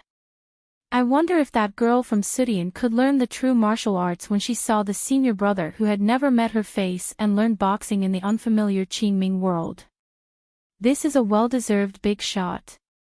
Even if he is said to be the #1 martial artist in the world and the entire human world, there is no objection. First, the last priest of the Sword Qi Great Wall, the Yan Kingdom. After that came Xie Shinin, the king of Lizhu Cave. Now he is the #1 martial artist in the world of Qingming, a Shanlin Jiangxian. Jing Dafeng has stayed in Feishing City for several years and is very familiar with the customs there. In addition, he and Miss Nian Axian often flirted with each other, and their relationship became very good. He also knew all the stories about the Sword Qi Great Wall. Compared with the famous Summer Palace, the Cold Palace is a bit unsightly. It is similar to the vassal of the former. The two have the meaning of the empress of the palace and the concubine of the Cold Palace. The outside world will directly link the Summer Palace to the Yingguan. Whenever one of the titles is mentioned, the other one will naturally come to mind. However, in the hands of the two Yingguan, Xiao Sun and Chen Pingan, they have indeed pushed the Summer Palace to a very high level. The location made the Qi practitioners from Manhuang and Haoran have deep memories of this place name. Nowadays, the Tibetan Han Palace in Feishing City has been transferred to the hands of the criminal officials Qi Shou and Nian Axian, who are responsible for the affairs, and has become the government office of the criminal swordsmen and the martial arts performance ground of the warriors. But in fact, Hiding Han Palace was the exclusive territory of the priest's lineage a long time ago. It's just that the Sword Qi Great Wall's files deliberately avoided talking about it. One to escape the heat and the other to escape the cold. To escape the cold. What are you hiding from? Why hide? Could it be that the two palaces of the Sword Qi Great Wall have their own origins with the fire god and water god of the fifth high school in the ancient heaven? Chen Pingan once asked the boss Jianxian a series of questions, but the boss asked him to ask the priest, saying that the priest was in charge of this area, and he knew better that these old Huangli were too rough to wipe their butts. Chen Pingan had no choice but to ask the priest what his life experience was besides the name on the secret file, why the record was erased, and where this person was currently. The boss Sword Immortal said you can ask the previous Yingguan. I remember that the braided man seemed to get along well with the priest, and they had a good relationship. Chen Pingan was so angry that he itched his teeth and said, "You want me to ask Xiao Sun, who is already in the 14th realm, face to face.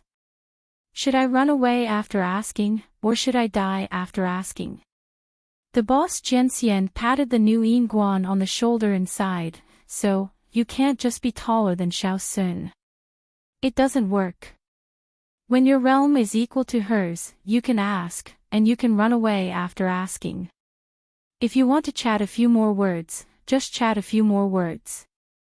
The barrier set up in Lizhu Cave was originally created by Cui Han. Chen Pingan already knew that the current manager was still Lin Jingqing. As for the previous manager, there was no record and he did nothing.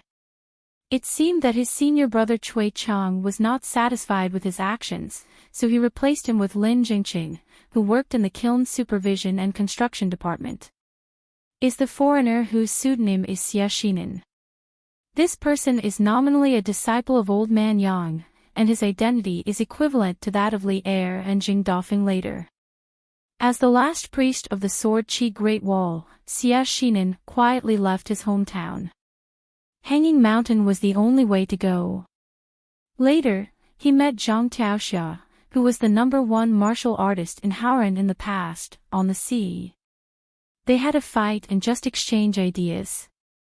After that, they landed in Tonggishao and found Qing Tong from the demon-suppressing tower. According to the inside story Qing Tong leaked to Xiao Mo, the two sides broke up on bad terms. Then go to Aquarius Continent and secretly enter Lizhu Cave. The disciples taught by Old Man Yang of the medicine shop are all martial artists without exception. From Xie Xinan, to Li Er, Jing Dafeng, and finally to Su Dian and Shi Shan. Of course, there must have been some senior brothers and sisters before Xie Xinan, but after all, the lifespan of a pure martial artist is not as good as that of a Qi practitioner. Unless there are exceptions like Xie Xinan, I think they have all been wiped out. In the history of the Sword Qi Great Wall, the last martial artist at the end was Bai Lianshuang, the old nanny of the Ning Mansion. According to the archival records of the Yingguan lineage, going back even further, it turns out that the last Jijia martial artist was hundreds of years old, and she was still a female master.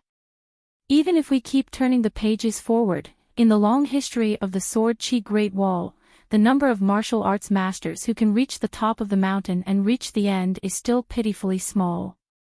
The reason why it was so abnormal was naturally that the Sword Qi Great Wall had already planned to build embankments to intercept the flow, and accumulated great accumulation to allow someone to monopolize the military fortune. This person is the last priest, whose surname is Yan Minghua. His real name is Yan Gua. Chen Pingan once saw an annotation in his secret file that was obviously written by Xiao Min: the physical body of every pure warrior is a pantheon of incense.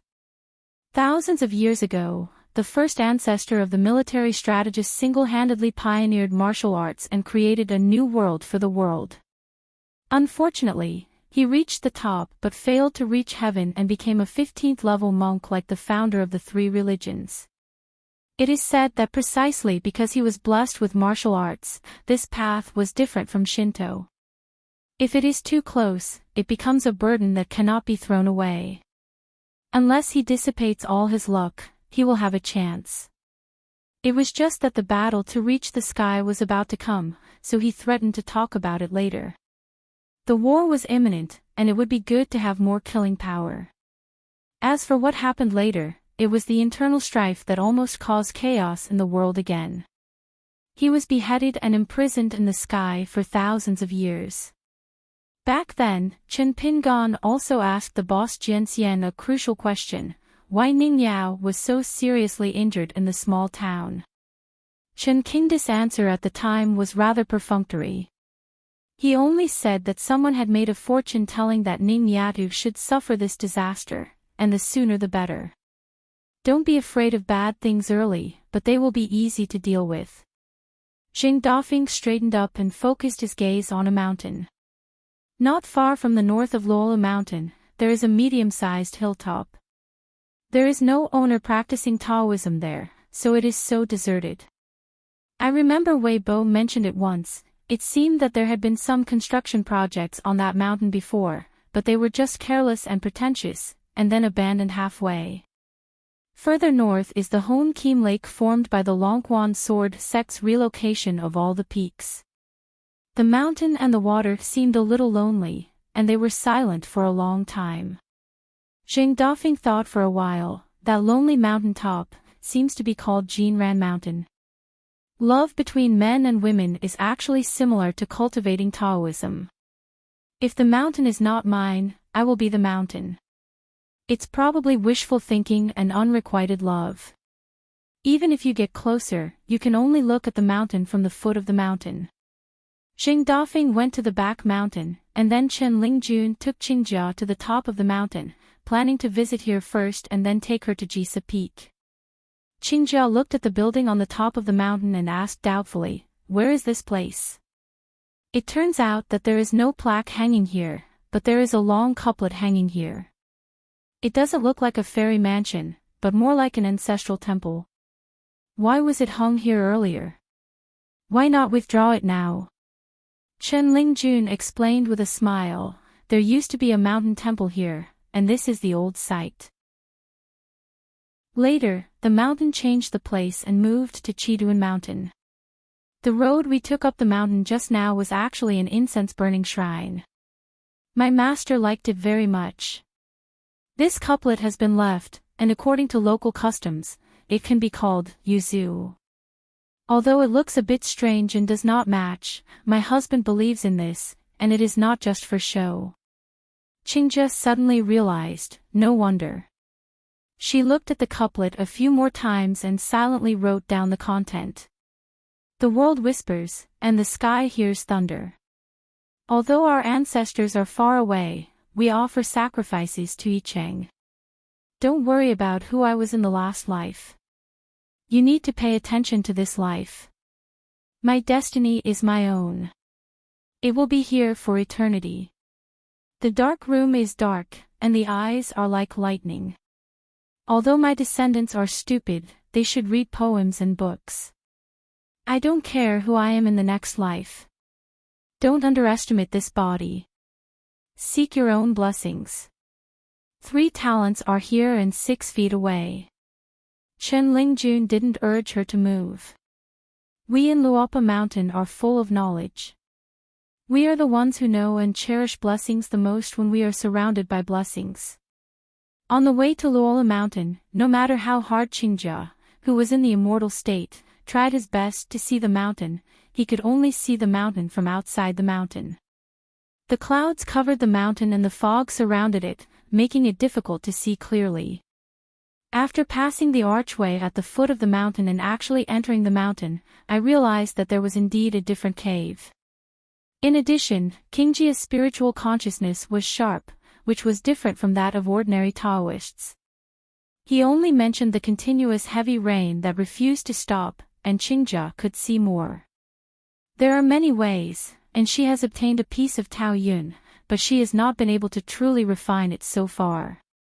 Qingjia knows that this matter is not trivial, but it is a pity that she is allowed to use her magical powers in various ways, and even specially chooses one on the spot.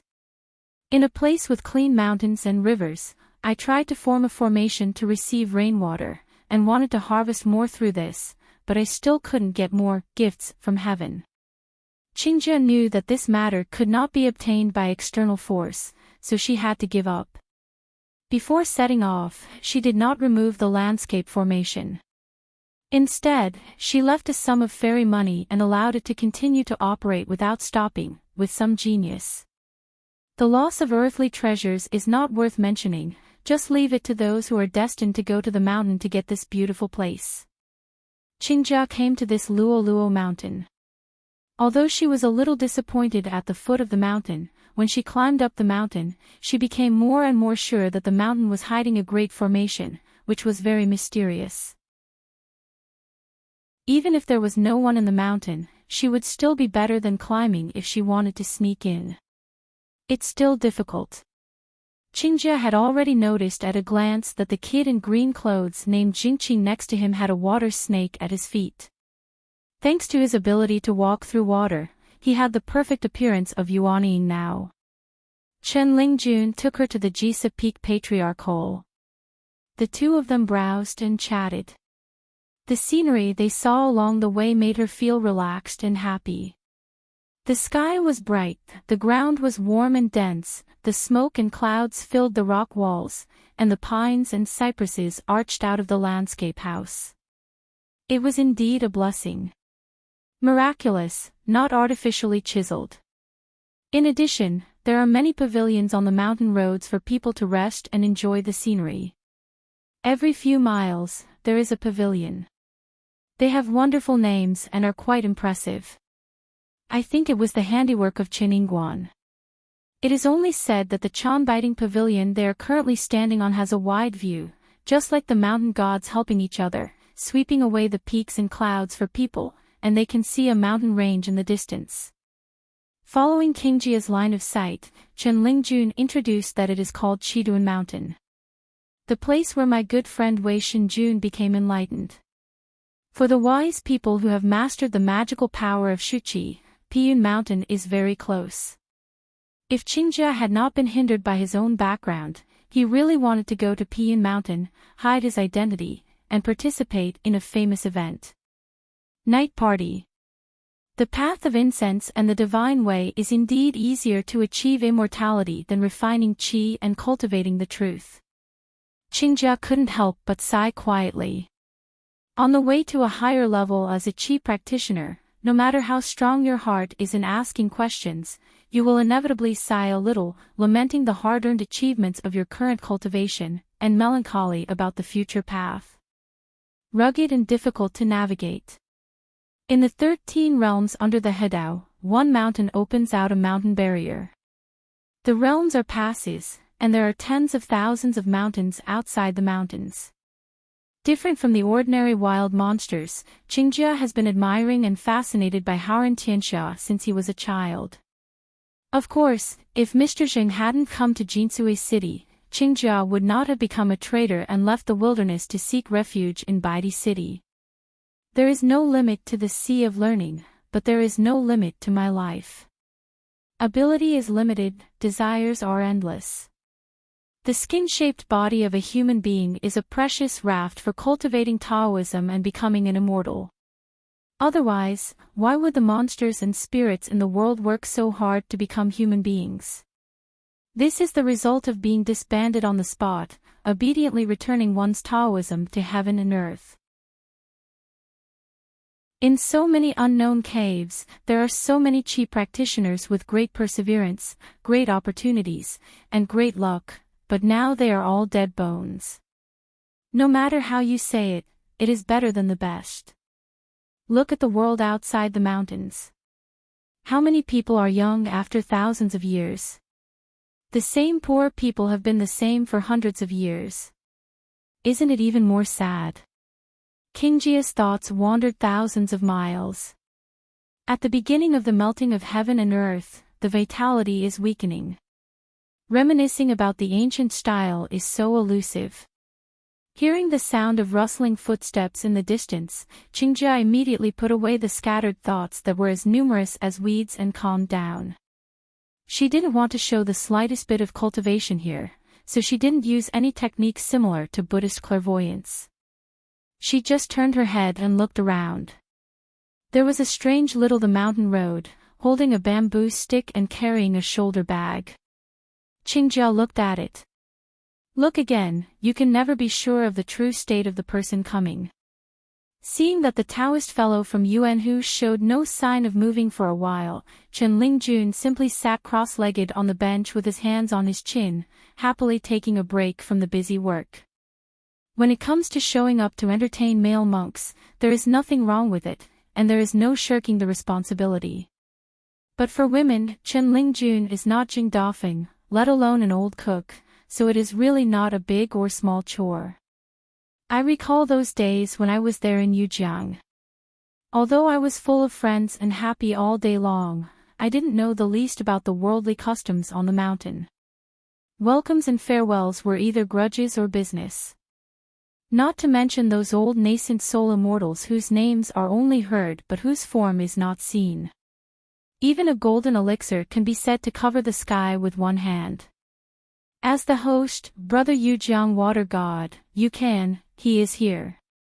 Before opening the mansion, it was because of some hidden encounters in the mountains in his early years and the twists and turns of the connection with the Shingao sect that he met a disciple of the Yizhou Dao master, Qizhenjuan, who held the blessed land. To help him, Yu Jiang bestowed upon him a treasure that was similar to an imperial edict to open the palace, and this led to the later splendor of the Qingjian Water Palace, which was arrogant in shape and resembled a dragon palace on land. There was no reason to think of a female qi practitioner in Qingjian Water Mansion. Her origin was unknown. Her appearance was not bad, but her color was not very beautiful. Although she was not a peerless beauty, she had the unique charm of a beautiful woman. Of course, Chen Lingjun didn't understand this back then. Are all private remarks made by friends. Some say that she is the forbidden concubine or concubine of the water Kansas. Others say that she is a poor person who came here to take refuge. The family is kind to Yukan and hides in Qingjian Water Mansion. Chen Lingjun only I know that she lived in seclusion all year round, lived frugally, and was stingy to an excessive degree. When it came to her spiritual practice, she really had a determination to pursue the path even if she died in this life. This was probably what is called in the Book of Ghosts and Monsters, dying for the sake of pursuing the path.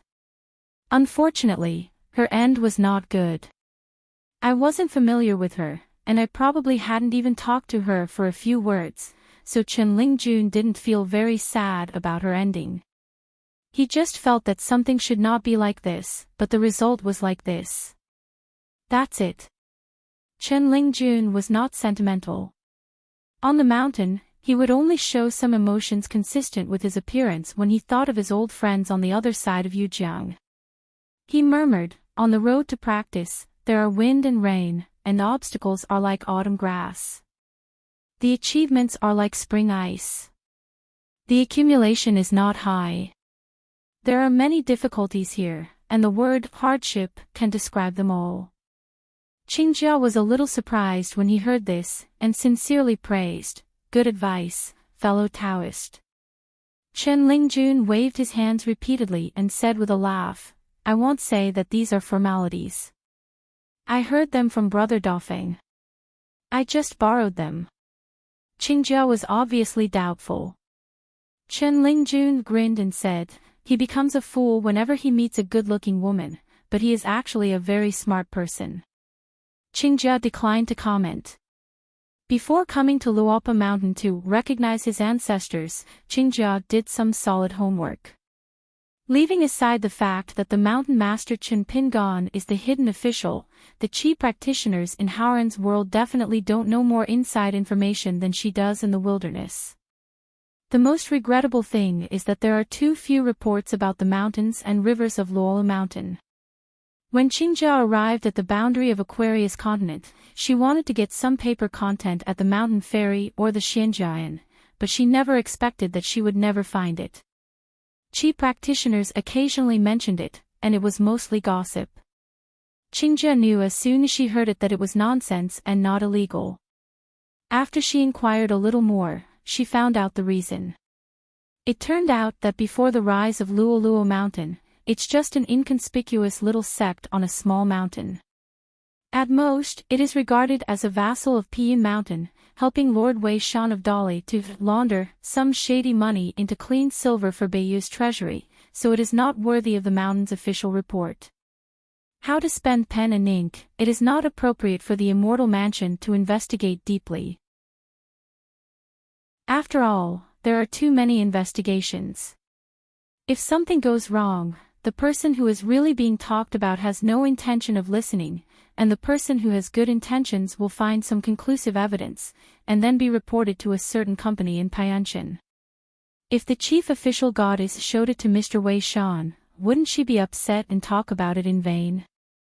In this way, it would be like quarreling with a northern mountain.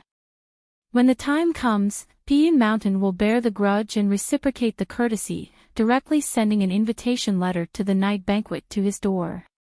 To go or not to go? Not going would be a slap in the face to Mr. Wei Shan. If he goes, how should he prepare the congratulatory gifts? Who doesn't know that the roll call at the foot of Baiyue is unique? How many sects of the immortal family came to the door with gifts to congratulate, but they suffered a lot here, just because they underestimated the lavishness of their peers, and had to temporarily increase the weight of the gifts. Those at the front of the team are not individuals, and like to embarrass themselves and make themselves fat. Don't you? If it makes me feel better, then I will pay for it out of my own pocket first, then report it to the sect later, and raise the predetermined gift to a higher standard, so as not to make it easier for those who follow. When the young Yin official quietly returned to his hometown from the Jinchi Great Wall, and then he led the team to inquire about Jianjinyang Mountain, it happened to be at the stage when the Confucian Temple banned Haran's report. It was obvious that the Confucian Temple had been instructed to suppress the news. I don't want Luo Shan and Qin Pingan to be too famous, and there is a tacit understanding between the Chinese Confucian Temple and the Great Li dynasty. No wonder it is difficult to find a tofu-sized piece of space in the Shanshui Di newspaper in Aquarius Continent. Nowadays, in Aquarius Island, it is recognized that there are 3 odd things and 2 weird things in Luoluo Mountain. The first one is in a sect's immortal mansion with very few genealogy monks, the second one is in a mountain sect with a lot of martial arts masters, and the third one is in a righteous sect with many mountain spirits. One of the strange things is that the latecomers of Luopa Mountain can actually allow Wan Qiong, who was the first to determine the identity of the sect, to force the Longquan sword sect out of the old Li Zhudong world and have to move to the north. You need to know that Wan Qiong is a member of the Great Li dynasty. The chief minister never thought about making room for Luo Shan. As the sun is rising in Luola Mountain, it is unstoppable, as can be imagined. I think it's because when Chen Jianxian was young and down-to-earth, in his hometown, what kind of relationship did he have with Wan Qiong, who was the last saint of Lizhu Cave Heaven? Now that we meet again on the road, or in the imperial palace of Lijing City, does sect master Wan need to give way to Chen Jianxian? There is another strange thing, that is, the person who protects and worships the mountain in Luopa Mountain. Now the outside world only knows that his surname is Shou. He has a great background and his realm is immeasurably high. It is only said that during her visit to Xingyang Mountain, she deliberately suppressed her realm to the extremely low level of Dongfu from beginning to end. She was the only monk who was so ignorant of the Xingyang Mountain sword immortal. Not to mention Xingyang Mountain, which has a sword master like a cloud, it is not worthy of her taking action at all, and it is not even worthy of her showing the slightest bit of Taoism. Despite her skinny appearance as a little girl in black, she must have a profound Taoist practice, rejuvenating her youth, and her cultivation is bottomless. Occasionally I have some objections, wondering if there is a possibility that the state enshrined in that week is actually the state that everyone sees. However, news soon came out that proved the absurdity of this statement and completely dispelled the doubts and disputes. These news were first transmitted from the main city of Jinchi Great Wall to the Mirage in the north in the early years, and then passed through the upside-down mountain to the cross-continental ferries of the old Dragon City. They traveled all the way to Aquarius Continent. The monks from Izhou later realized that in this matter, Chen Jianxian became the last hidden official of the Great Sword Qi Wall. It turned out that Zhou Chongfeng was a well-known figure in the Great Sword Qi Wall and was often mentioned by the locals. The sword cultivator mentioned that he was respectfully called the Big Water Monster of Dumb Lake. Where is the Great Wall of Sword Qi? The local sword cultivators there are so high-minded that they can't even look down on the entire world. How can they look down on a few outsiders? What's more, if the genus of spirits want to gain a foothold in the Great Wall of Sword Qi, there is a reason. If I remember correctly, isn't there only the old deaf boy who is the #1 great swordsman? It was indeed a great opportunity. Before Chen Jianxian became successful at that young age, he was able to invite such a fierce general from Beiju Luzhou to sit on the top of the mountain and protect the mountains and rivers. Qingjia asked from the bottom of his heart, "Fellow Daoist Jingqing, could this be your Luola Mountains Zhou Zongfang? Chen Lingjun stretched out his hand to greet Xiao Mili and said with a heartfelt smile, yes, her name is Zhou Mili, and she is patrolling the mountain. In our family, she has the highest official rank. There is something about our mountain master's two senior brothers. Everyone has to listen to her. The official authority of our Zhou Dharma protector is very great. The speaker has no intention and the listener has intention. Qingjia was shocked. Two senior brothers. There are only a few direct disciples of Wen Xing, and those senior brothers of the young Yingguan, you can pick two at random, Cui Chan, left and right, Lu Shilu, Qi Jingchen. Qingjia had originally concluded that this water monster, contrary to the rumors spread by the outside world, was actually in the cave realm, which was absolutely true. Now she didn't dare to make any judgments. The little girl in black, who was jumping up and down, first saw Jing Qing's waving hand, and then saw the strange woman in a simple and elegant dress. He quickly held his breath and concentrated, walked seriously, and quickly came to the pavilion. At the same time, he embraced the green bamboo staff and the golden pole, and saluted, I have met the immortal master. I am glad to meet you. Generally speaking, if you can go up the mountain, you are not considered an outsider. Qingjia returned the courtesy and said, Jing Qingjia of Jingquaqing, I have the honor to meet Zhou Chongfeng. The little girl in black nodded. She was not good at polite greetings with strangers, so she suddenly became cold-hearted. Qingjia was the first to speak with a smile. In the past, in the wild Jinsui city, I heard about Shanzhu Chen's wine shop and the name of Mute Lake wine. The little girl was timid and asked tentatively, seriously. Qingjia smiled and said, there are absolutely no lies. The millet grains suddenly became excited. The reputation spreads far and wide, ha. A household name, ah. The big water monster of Dumb Lake is not very tall but famous. It is famous all over the world, and there is more than one, oh. As for realm and all, it's all misunderstanding, hey, small misunderstanding, hee. Qingjia was still speculating on the true Taoism of the little girl in front of him. Could it be that she was really the kind of Tao Dao Jinren, who had returned to her original nature and had what the Taoist books call an innocent heart? She was originally on a mountain patrol, so she was happy to accompany Jing Qing and Yuan Hu Immortal to take another trip to Jisa Peak. Qingjia looked at the little girl leading the way and shook his head. There were dragons and crouching tigers hidden in the poor mountain. It was not surprising, so he didn't want to guess the cultivation level of the mountain protector. Chen Lingjun suddenly pointed to the cliff carving on the roadside, fellow Yuan Hu Taoist, what do you think of these words? Qingjia took a look at it, nodded in appreciation and said, it is a first-class cursive calligraphy with extremely good skills, like a strong man drawing a sword, his spirit is flying. Chen Lingjun had already prepared the draft and immediately added, it was carved by Jing Dafeng. Even my mountain master said that he is not weak in academics and has the skills of a boy.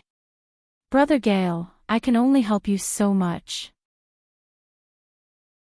It is said that a woman can only hide her ugliness, but a poor man can only hide his ugliness. Qingjia had been holding a question in her heart for a long time, and she couldn't figure it out.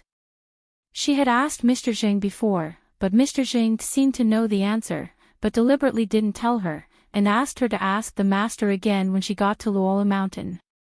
This doubt is why Chen Pingan chose Luo Lo Mountain as the dojo and the basis for establishing the sect, Luo Lo.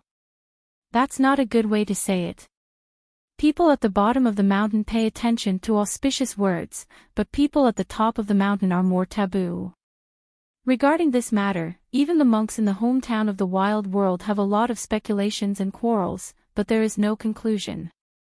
Qingjia hesitated. I have a question, I don't know if it's appropriate to ask.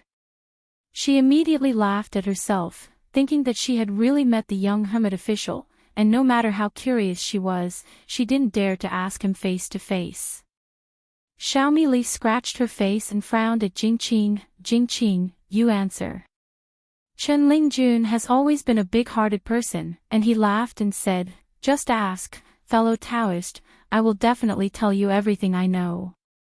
Outside the mountains, I might be a little more cautious, but in the mountains, on my own territory, with the support of the mountain owner, I am full of courage. Qingjia asked, this mountain has a poor name.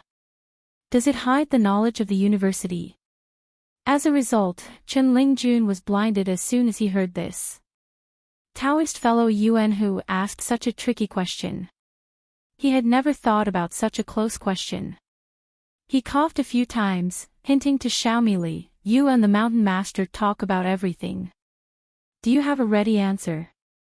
Xiaomi Li and Chen Lingjun had a tacit understanding. They immediately turned around and said with a smile, before coming to Luopa Mountain, I asked the good mountain owner. He said that Luopa Mountain was an ancient name in the county chronicle of his hometown. He chose the top of the mountain, and personally I went into the mountain to inspect it and saw that it looked promising, so I spent money to buy it. The good mountain owner didn't think much about it at that time. In fact, Chen Pingan told her more, including some secrets that were not known to outsiders. Xiaomi was not good at pouring beans through a bamboo tube. He only said 3 sentences to everyone, so he couldn't give up everything. Qingjia nodded and stopped asking. After thinking about it, he couldn't help but ask again, 2 fellow Taoists, this is a rare opportunity. I have another question. I don't want to say it out loud. As we all know, there are 3 souls and 7 souls in the human body. Harun the sages recorded in ancient books that human essence is the life soul, and the body is called soul. Taoists also say that the soul is the yang god, and the soul is the yin god. However, since ancient times, the spiritual book Secrets of Refining Qi and Cultivating Immortals, as well as the practice of our monks, however, the Golden Core realm allows the yin god to travel far away from the body, while the nascent soul realm creates an outer body of the yang god. The former is virtual, like a soul traveling between heaven and earth, while the latter is real and more consistent with the body. In this way, is it different from the yang soul and the yin soul? Dare I ask these 2 fellow Taoists, how do you explain this truth? Is the ancient book wrong, or have we gone astray in our Taoism? The little girl leading the way walked faster. The boy in green didn't flutter his sleeves. He had to bring in reinforcements. He first called out to Brother Dofing with his heart, saying that the opportunity has come. That fellow Yuan Hu Taoist asked a good question. Please run over and help answer it. I can't help but look at you with admiration. Xing Dofing ignored him. Chen Lingjun could only recite Wei Bo's godly name Yeo repeatedly in his heart. Wei Bo asked what was it. Chen Lingjun quickly explained the situation, and Wei Bo rewarded him with the word go. Chen Lingjun had no choice but to continue shouting at Xing Dofing from the bottom of his heart. If he didn't come to the rescue, the brothers would do whatever they wanted in the future. Xing Dofing, who was busy giving boxing tips to the young girl Chao Yang on the back mountain, had no choice but to say goodbye. He rose up in the wind and landed on the mountain road in an instant. His figure was elegant, and when his feet touched the ground, the man trembled slightly. Sleeves, smiling face to face with Qingjia. Putting aside his appearance and temperament, he does have the demeanor of a master. Xing Dofing gathered their voices together and complained to Chen Lingjun, it's not like you don't understand. I'm used to living on my reputation, and mystical studies are not my specialty. Chen Lingjun rolled his eyes and said, stop talking nonsense and get down to business. Don't let outsiders think that we are uneducated. Xing Dofing felt helpless and had to ask Qingjia to repeat the question. After listening to it, he breathed a sigh of relief and shocked me. It turned out to be a question asked by a young boy in a school. Damn it, I thought Sister Yuanhu was going to ask how to reach the sky in one step and soar in the daytime. However, Xing Dafeng had to deliberately pretend to be deep in thought, and then he answered with a smile. The Li Xing created the word, but he personally interpreted the word and defined it, but there were not many. If I remember correctly, one of them included the sentence "the soul, the prosperity of ghosts." It is necessary to know the earliest ancient seal script with the word Hun. The word Hun means ghosts above the clouds and below, and the word P means ghosts on the left and white on the right. About 8,000 years ago, he also worked with experts to formulate more detailed rules. How many people in the world follow the ancient rituals established by the ritual sage to build temples? The temple worships the god, compiles family trees, and offers incense. The 3 souls and 7 souls of human beings are linked to life and death. When people are alive and live in the world of the sun, the soul is one, and the body and soul are in harmony. After death, the soul ascends to heaven, and the soul body falls to the earth, where the spirit resides. In the temple, the body is buried in its own place. The soul will be enshrined forever because it belongs to the ancestral temple, and will not wander around and become a lonely ghost. The soul will disappear with the decay of the corpse, and the bones, flesh, and form will return to the earth. It is destiny. When you are buried, you must cry 3 times and say a word to seal the coffin before the coffin is sealed. Therefore, in addition to the number of souls, they have different destinations, but they still have priorities. The soul ascends to heaven, and the soul lives underground. Of course, the founders of the 3 religions are powerful, but I only admire the Li Xing. Chen Lingjun was shocked when he heard this. He was indeed right about Brother Dafeng. There was something about him. Even if it's just nonsense, if you can compile so much at once without taking a breath, that's pretty smart, right? But when Chen Lingjun heard those last words, he quickly kicked Xing Dafeng secretly. You speak more leisurely, don't be so insignificant. Qingjia stopped, turned sideways, bowed his head to the man, and said solemnly, "Thank you, Mr. Gua, for your teaching. It's like seeing the sun after clearing the clouds, and I suddenly became enlightened." Xing Dafeng quickly dodged away and said with a smile, "It's just a few casual remarks about Xiantian. I can't deserve this great gift from fellow Taoist Yuanhu." Qingjia was full of energy, more colorful, and more beautiful. It was really thrilling. "Can you go to the husband's house later to disturb me?" Xing Dafeng shook his head, smiled and patted his belly. "My academic ability is meager and I have no time left. If we continue to talk, we will show our timidity." Without further explanation, Xing Dafeng had already left Yufeng. Qingjia still wanted to stay, so she reached out her arms, but hesitated for a moment and gave up. An expert outside the world is nothing more than this.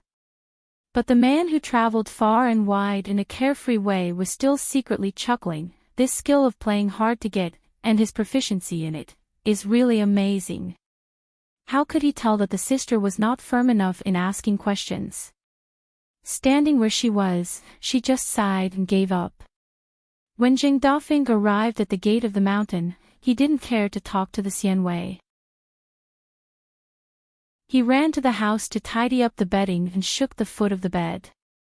It was very firm and would definitely not creak. The Xianwei was a little curious and walked to the house. Xing Dafeng wiped his mouth and shouted with flying steps, "I'll help guard the door. Just rest." The Xianwei didn't know what was going on, but he was just happy to take some time off, so he went to his room. The plaque on the study room in the study room was written by Xing Dafeng. The old cook helped make the plaque, and it was called Xushuan. A large gold-lacquered ancient seal character. Style. It's real gold paint. In fact, Xianwei also has several alternative study names, such as Reading the Unseen Study, or Rereading the Reviewed Study. In life, if you want to be pleasant to the eyes and enjoy happiness, it is nothing more than reading new books and seeing old people again. But after thinking about it, Xianwei still felt that a person should not forget his roots. This Taoist slogan has been with him for many years. Hanging there, it is a reminder of the hardships he has suffered. Xianwei entered the study and took out the 2 serious books from his sleeves. Almost all the study items on the table were sent by Nuanshu.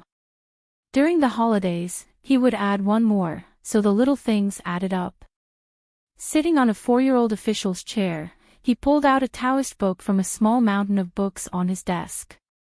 The name was a bit long. It was Jade Purity, Gold and Green Flowers Secret Text, Golden Treasure Internal Alchemy Secret. Xianwei has a habit of reading and likes to read prefaces and postscripts.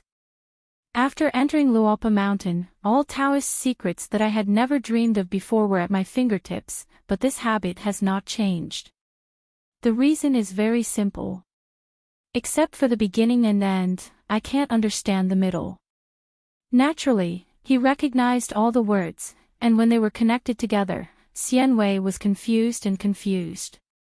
He always felt that he couldn't understand it and it was of no use. Not to mention the relatively pragmatic Taoist book in hand, which explained the process in detail. Xianwei read the Xian family's cultivation secrets that marked the passes and cultivation methods one by one, but he still didn't read them. He didn't have any trouble. Instead, he felt sleepy and wanted to take a nap. Xianwei is not angry about this. Xianwei has always known that he is not a real immortal seed. He does not have a Taoist root weapon. It is a fluke that he can practice magic by mistake and become a second-level Qi practitioner.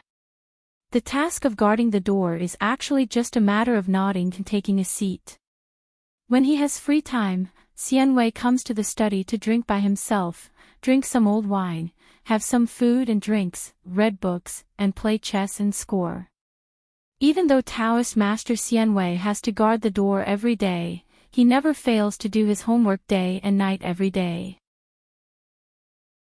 He doesn't dare to be lazy at all, worried about losing his job and wandering around in the world again. It's just that the Xianwei thought that he was limited by his talent, and his progress was slow. He wasn't too impatient before, because he knew that Luopa Mountain didn't care about the level of the realm, and it was okay to muddle along. Now he has accepted a disciple, and he is still a serious disciple. In addition, Lin Feijing's current level is not low. According to Wei Shanjun, this son has a deep Taoist foundation and a strong immortal bone. He will be a disciple of him and will have great luck.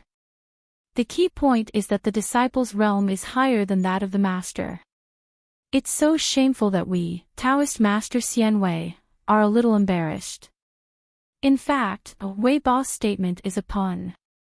It seems to be a congratulation to Taoist Master Xianwei, but in fact it is to praise Lin Feijing's profound and extraordinary blessings. He was able to worship him as his teacher and became a Taoist priest, in the name of Xianwei, the great disciple. But how did the Xianwei know the twists and turns here? And he finally felt a little more confident about the matter of cultivating Taoism, which was originally discouraged. The Taoist priest, who had dreamed almost every day for as long as he could remember, actually stopped dreaming for 9 days in a row. Xianwei didn't pay much attention to this.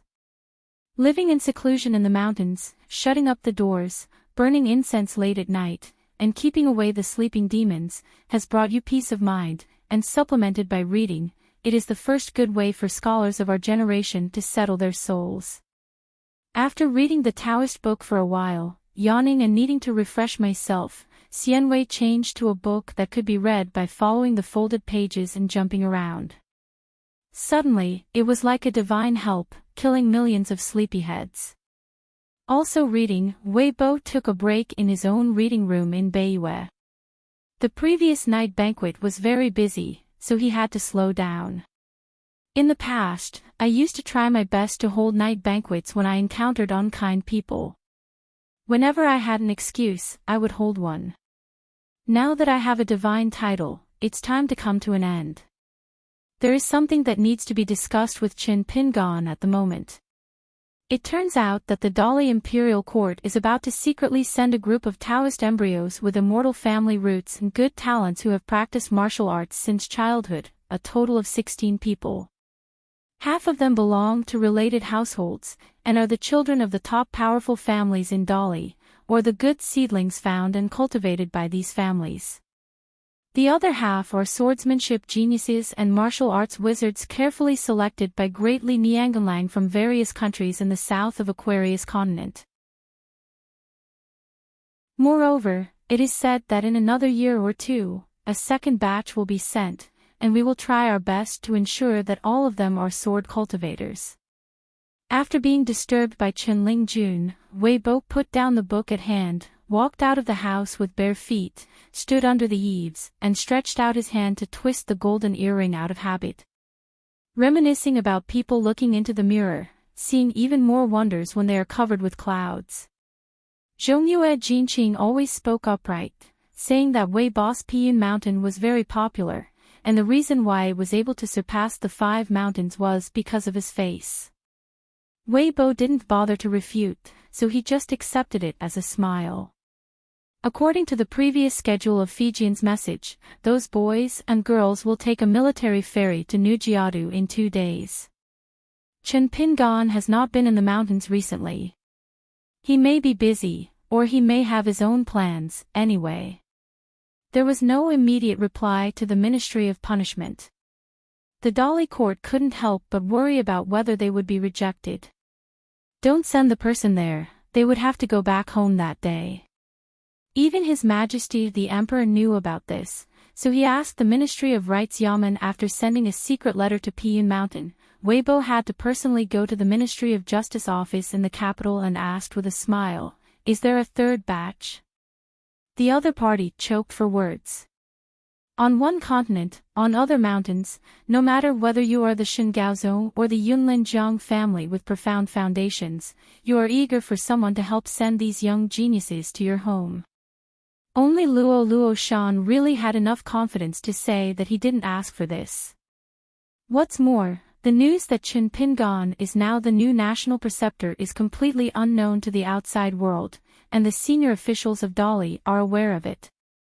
Luopa Mountain's announcement that it would be closed for 20 years was true, but Wei Bo didn't think Chen Pingan would reject these children.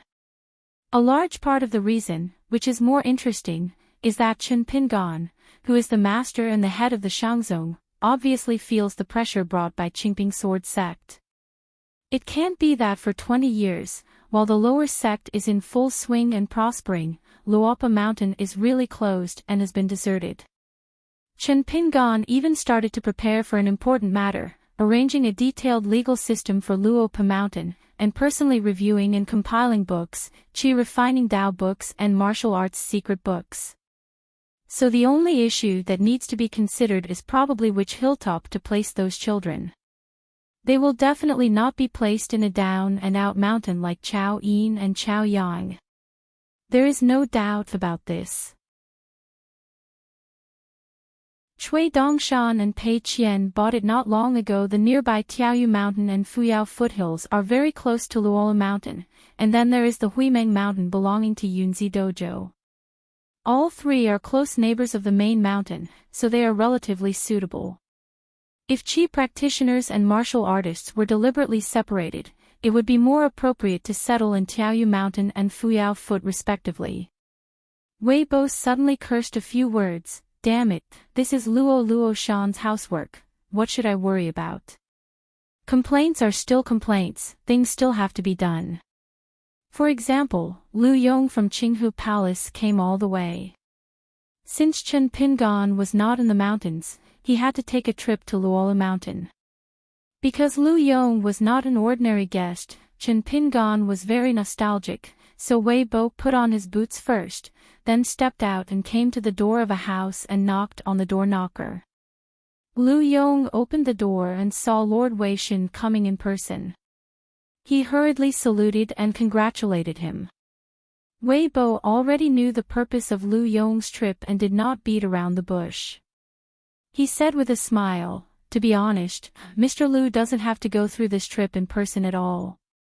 With you guys, the relationship between the two families is not just a casual acquaintance, it is just a good relationship between the two families at the foot of the mountain. In terms of love, Master Liu must come to Luopa Mountain. He really didn't move around much in the past, and it was Master Qin who bothered the Qinghu Palace. He has to come here to let Luopa Mountain show his loyalty as a landlord. As for Zhao Zhu's appointment as the guest minister of Luo Shanku, he has a chair in the Jisa Peak Ancestral Masters Hall. Master Liu, just take it easy. It's a done deal. Liu Yong had mixed feelings when he heard this. On the one hand, Wei Shenjun never imagined that Wei Shenjun, who had never interacted with him before, would be willing to value himself and Qinghu Palace so much. What was even more unexpected was that Wei Shenjun was an outsider in Luopa Mountain after all, or rather a half-outsider, and he dared to guarantee it like this. Master Qin Shan must have often mentioned Qinghu Palace to Wei Shenjun. Wei both smiled and asked, did Chen Lingjun mention that this house was specially reserved by Master Qin for Master Liu? Chen Lingjun didn't say anything, but the old master stroked his beard and said with a smile, fellow Taoist Jingqing has already said it.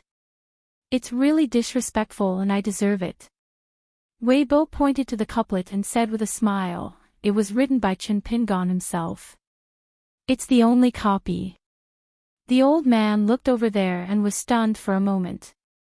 He was silent for a long time and murmured, I can't afford it, and I deserve it even more. Be generous and righteous, don't stick to trivial matters, and gold and silver will come back again.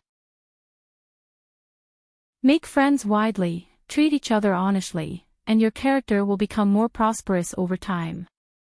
Wei Bo smiled and said, I'm going back to Pian Mountain first. Master Liu is welcome to visit me at any time. Liu Yong then remembered something and took out a congratulatory gift that he had already prepared from his sleeve.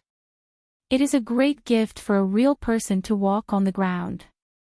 Wei Bo stretched out his hand and gently pressed the old man's arm, smiled and shook his head, any more is just hypocritical. Why do you only regard Chen Pingon as a friend and not me? Liu Yong was speechless for a moment, just cupping his fists. Qingjia was about to arrive at a cliffside pavilion on the side of the Jisa Peak Patriarch Hall. Qingjia, who didn't need to rest at all, took the initiative to ask to stay here. The sun and moon are two fireflies, and the universe is a magpie's nest. What a beautiful pavilion. Xian Wei put down his book, rubbed his eyes, and turned to look at the plaque in the study room. I have read 30,000 scrolls of Taoism, do you know it? After 6,000 years of fame and glory, I am content with my content and my insufficiency. The Xian Wei was worried and once asked the mountain owner, the content of the couplet presented by the mountain owner is so powerful. I am afraid that the poor Taoist is of low level and cannot hold it down. Is it really appropriate? At that time, Chen Pingon smiled and said nothing. The Xian Wei refused to accept it, saying that it would be more appropriate to place it in the mountain master's study. Chen Pingon said that it would be more appropriate to put it on your side, and then gave him a Taoist ceremony. The Xian Wei was immediately at a loss. After thinking about it, he returned the salute of a scholar. After Chen Pingon left the study, he stepped out of the house gate and went up the mountain with his hands in his sleeves. What kind of Tao do you want to learn? What kind of practice do you need? What kind of teacher do you need to learn? And what kind of skills do you need to learn? You are the first preacher in the world. Chen Pingon is already considered a courageous person. In the Dali Jingqing Inn, he only dared to bravely dare to take you back to the mountains to learn Taoism and practice together. One day, when you think back to your past, you will remember it and go to the mountains to practice Taoism. There are countless green mountains in the world. If anyone dares not to come, just come to you.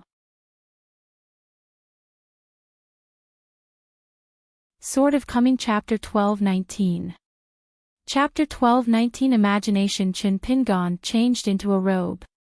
The sky and the earth are covered with snow, and the robes are bright red.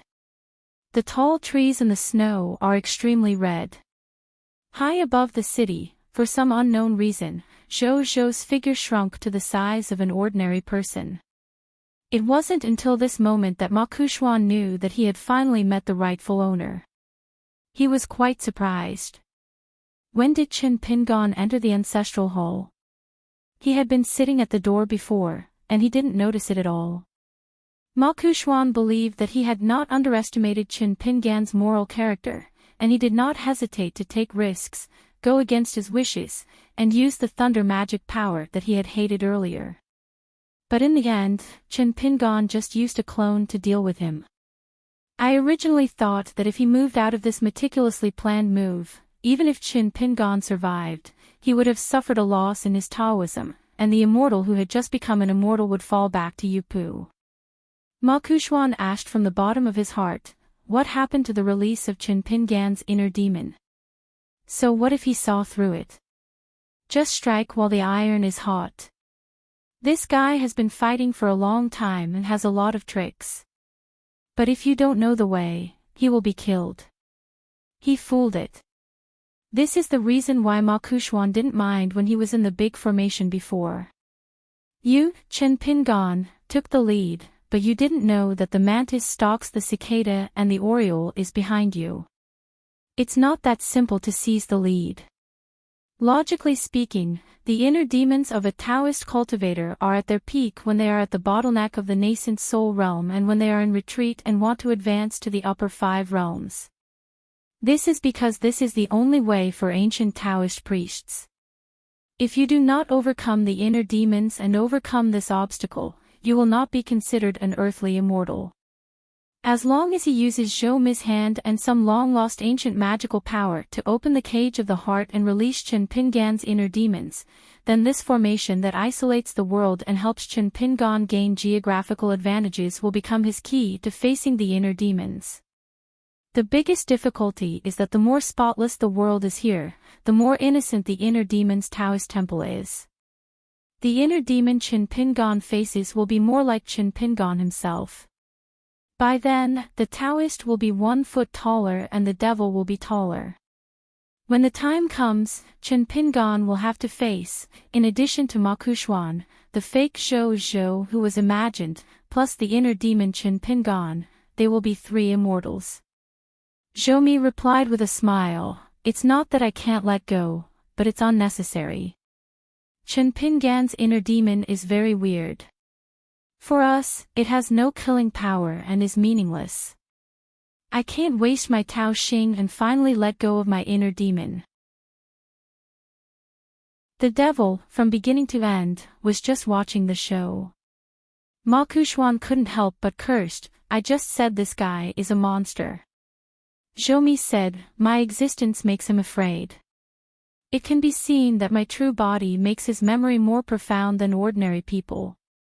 Ma Kuxuan said casually, how many people are worthy of Cui Chan and Qi Jingchen joining forces to fight against the enemy?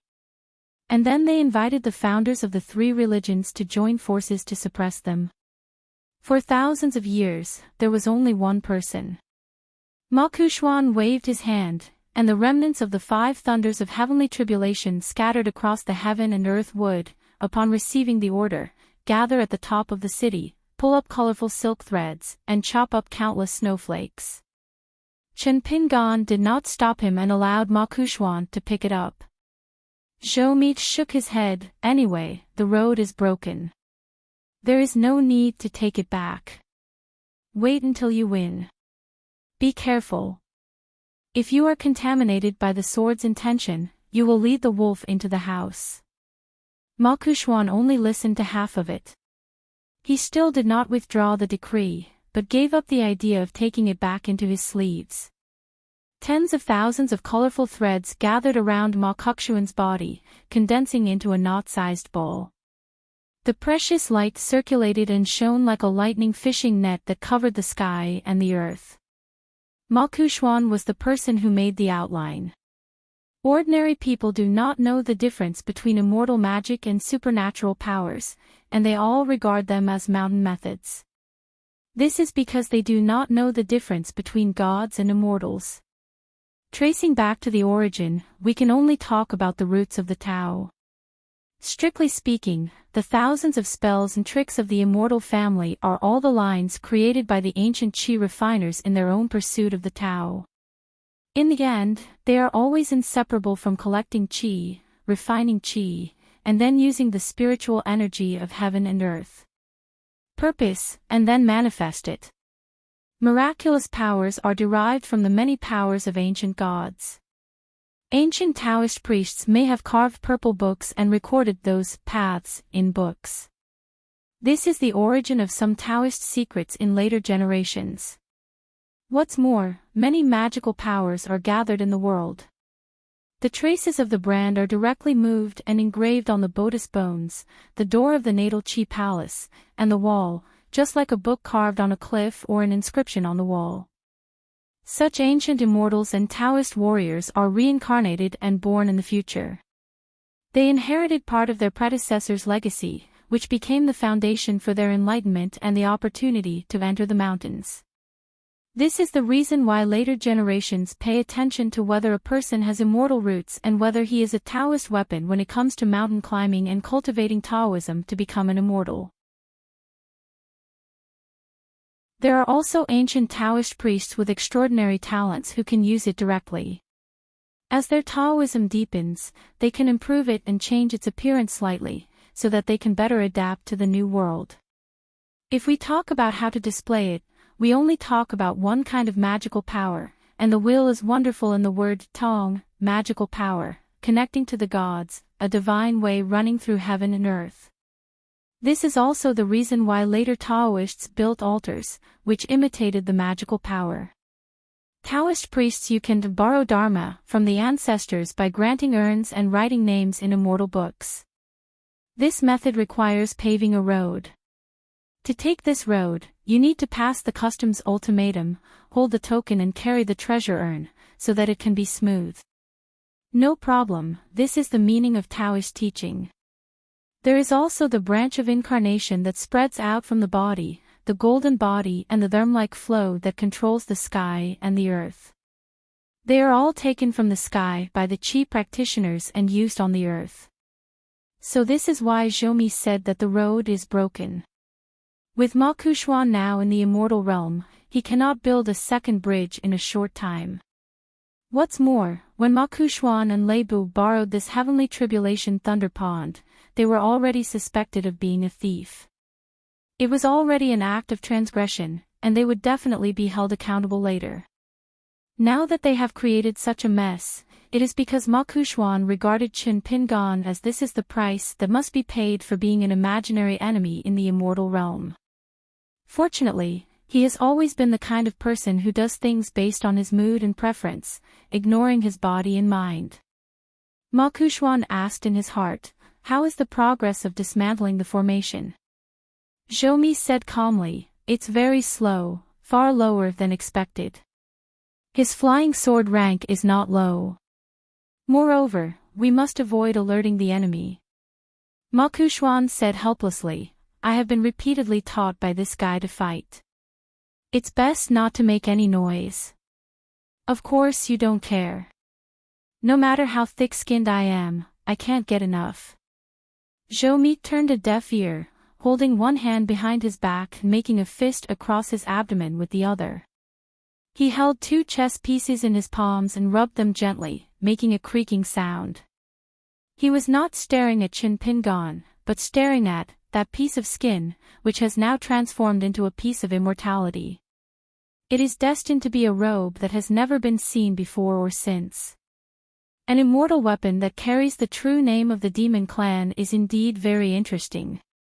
Even if Qin Pingan gave it to an Ascension Realm monk, he would not dare to wear it. Zhou seemed to be explaining to Ma Kuxuan the origin of Qin Pingan's true form.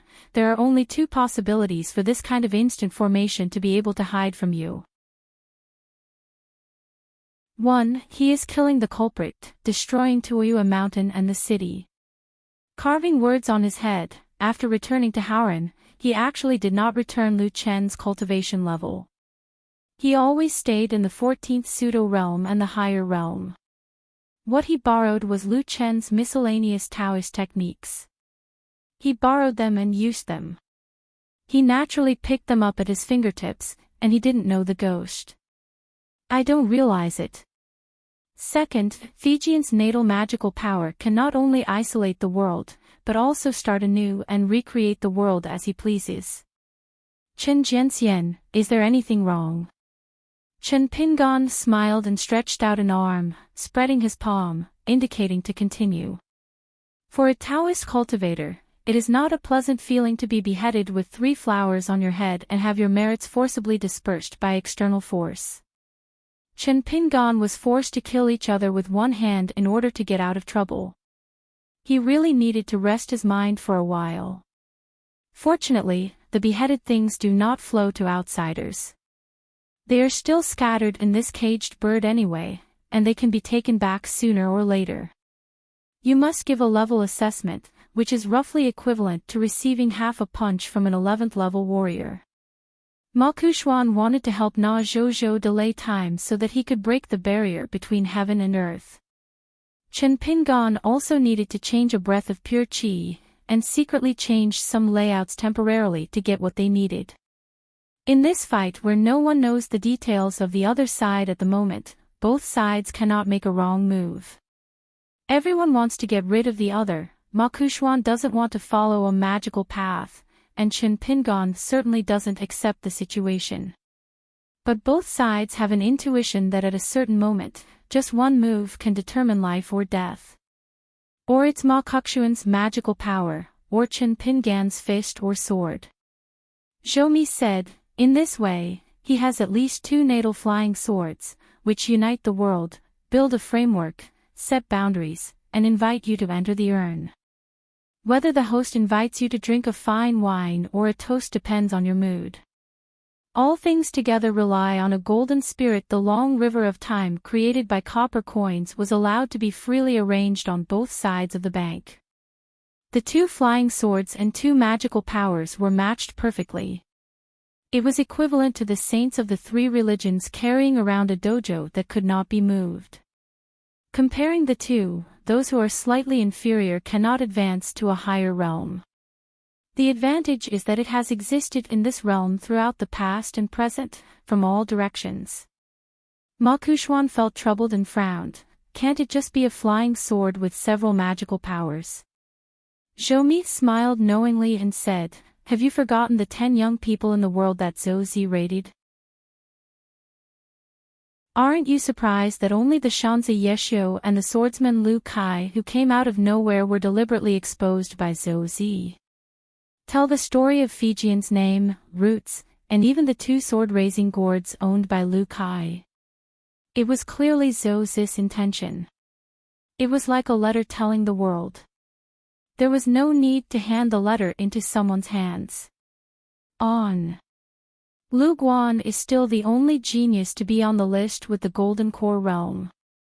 On the other hand, the last hidden official Chen Shi, who was at the bottom, only relied on being a nascent Soul Realm sword cultivator and a Yufeng Realm martial artist at the same time.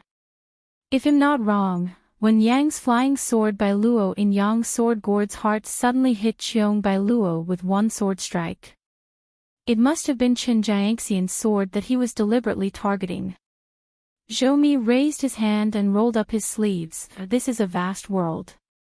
As long as the sky is high and the sky is high and the yin and yang are in harmony, the avenue will circulate in an orderly manner. Sword cultivators can break through 10,000 methods with one sword, and Lu Guan can break through 10,000 with one sword. The sword, the upper part is poor and the lower part is yellow spring, and the cage and barrier are all empty. Taozu had another sword-raising gourd called Immediate, and Lu Kai used it to refine the sword White Horse, which happened to defeat the long river of time between heaven and earth. In short, 2 swords restrain 2 swords, which happened to be extremely difficult. Chen Ping appeased him with a smile and said, it's amazing. Although it's a fake, it's still far from the next level of authenticity, so it's not too clumsy. Ma Kuxuan said, "Don't forget that you are the one at the bottom and you can still be so happy." Chen Pingan smiled and said, "I am at the bottom of the top 10 young people in the world, so you are the top 10 young people in Aquarius continent. Are you happy?" Ma Kuxuan twitched the corner of his mouth. Chen Pingan said, "Did Zhou Zi say hello to you in private when he was making the list? You thought you would rather be the head of a chicken than the tail of a phoenix, so you gave me the bottom position." Ma Kuxuan stretched out his hand and rubbed his cheek, grinned and said, "There are times when you cry." Chen Pingan said with a smile, "Ma Kuxuan, you have a bad habit that you brought from your mother's womb, that is, you don't like other people's kindness, and you want to overpower others in everything. Furthermore, you only do things that you think you can do well. Ku Xian, this is not good, you have to change. Of course, the premise is that you still have a chance to change your ways." Ma Kuxuan was so disgusted by the words Kuxuan. Zhou Mi took a look at the bright red color in the snow. Ma Kuxuan sneered and said, "The old scholars archenemy once said that being a teacher is a serious problem for people. I heard that you are not good at reasoning, so why don't you just go to the countryside and become a teacher?" Chen Pingan said, "I think people have two major problems. In addition to being a teacher taught by saints, there is another problem, which is being ashamed to be a disciple." Ma Kuxuan choked on his words. Chen Pingan took a deep breath. Doesn't it seem impossible to choose to accomplish all the results in one battle? Zhou Mi ignored the bickering between the two fellow villagers and said to himself, "Everyone in the world mistakenly thinks that the emergence of Lu Kai from an unknown swordsman to one of the top 10 young people in the world is a coincidence." Born, he followed the trend and gained the favor of heaven and earth. He felt that heaven did not want Ningyao to be more beautiful than him. Just like among the younger generation, Chao Ci first followed Chen Jianxian on the martial arts path. It seems that the same should be true for swordsmanship. Only then would Lu Kai be compared with Ningyao. He thought that Lu Kai, who had been practicing swordsmanship for 100 years, would have a chance to compete with Ningyao at the same level of swordsmanship. Neither of them expected that Lu Kai, a swordsman, would truly the one we have to deal with is not Ningyao, but Chen Jianxian. Ma Kuxuan's mind was unusual. Instead of rejoicing in his misfortune, he regretted why he didn't have such an old enemy. Of course Chen Pingan can be considered an old enemy, but swordsman Lu Kai is the key winner and loser tailor-made by Zhou Zi for Chen Pingan, which has a different meaning. However, this misjudgment that Lu Kai had the opportunity to compete with Ningyao in Kendo was indeed reasonable at the time, because many people felt that Feishing City had moved to the colorful world and that it was no longer his luck in Kendo. With the strong old sword energy of the Great Wall, it stands to reason that Ningyao's breakthrough speed may indeed slow down. Every time she advances to a realm, the stagnation period in the next realm will be longer. Then Lu Kai, who holds 2 Daozu sword gourds, has the possibility of catching up. What are the facts? What else could be done? Naturally, it was an afterthought and I misunderstood Ningyao. It turned out that it made no difference whether she was refining swords at the Great Sword Chi Wall or not. In the previous 10,000 years, the sword cultivators in the world were nothing more than Qin Qingdu and other sword cultivators besides Qin Qingdu. These were the only two types. Now Ningyao has shown signs and momentum of filling Qin Qingdu's vacancy. She just doesn't know if this heavenly barrier from the Ascension realm to the 14th realm of Hadao will stop her. Ma Kuxuan suddenly noticed that Chen Pingan had a strange expression on his face. "Why, while we were chatting in a hurry, we talked about your Taoist lover Ningyao, and then we thought that I was a freeloader." Starting to feel uncomfortable? Nowadays, almost everyone in the world knows the record of the mountain-moving ancestor from Jingyang Mountain. It is amazing and jaw-dropping. He has done a series of feats that can be regarded as shocking in retrospect. Once in Lizhu Cave, he was seriously injured first. Lu Xianying, and then forced Chen Pingan and Ning Yao to join forces to fight against the enemy. The two sides dealt with each other for a long time, fist-fighting with Song Changjing, and finally seemed to have provoked Qi Jingchen, just because he wanted to move the Beiyue Pian mountain that now belongs to the knight Tuer Shenjun. Little did they know that Ma Kuxuan had provoked them alone back then. At that time, Ma Kuxuan's thoughts were still very different. Instead, he felt that the foreign girl was incompatible with Mu Baodolane. If they, with different identities, could come together, the thunder from the sky would stir up the fire on the earth, and they would roll over the sheets or something like that. Very good, a flower inserted in cow dung, more interesting. Chen Pingan shook his head and said with a smile, "A dummy is just a dummy. It's not a real person after all. You can only follow the pictures and not make any whims." Zhou said, "Oh. I begged Chen Jianxian to give me some advice." Chen Pingan said, "Let me first introduce the earliest names of my two natal flying swords, which are the caged bird and the moon in the well. I will correct you again, Lu Kai's flying sword Baiju was originally used to target the caged bird, Feijin Biluo, is aimed at Jing Zhongyue. Of course, there is no problem with your current judgment. I took bags of gold and copper coins and melted them into a long river of time. I was delusional and overestimated my capabilities, trying to make a bird in the cage. The creation of a small world is also due to the appearance of Lu Kai, and his two flying swords gave me a lot of inspiration." The implication is that Chen Pingan, knowing that Lu Kai was waiting for him on the road ahead, instead of taking a detour, went one step further. "Didn't your white horse ignore the constraints of the long river of time? Then I will do everything possible to collect gold and copper coins everywhere and keep throwing money away. Your Biluo is said to break 10,000 swords with one sword. Then let's see how many 10,000 swords you can break, 10 or 100. Zhou suddenly realized, don't be afraid of death if you follow the path, just walk on the straight path. It turns out that this is sword cultivation. Ma Kuxuan clicked his tongue and said, the head is really hard. Zhou showed an expression of admiration and said with a smile, it is a good habit to believe in fate but not to accept it. Ma Kuxuan asked in his heart, what should I say? Zhou replied, it's a bit troublesome. It's not easy to peel off the cocoon. I'm afraid there is a cocoon outside the cocoon. I can roughly infer that this place is one of the fantasy worlds. There are dozens of candidates.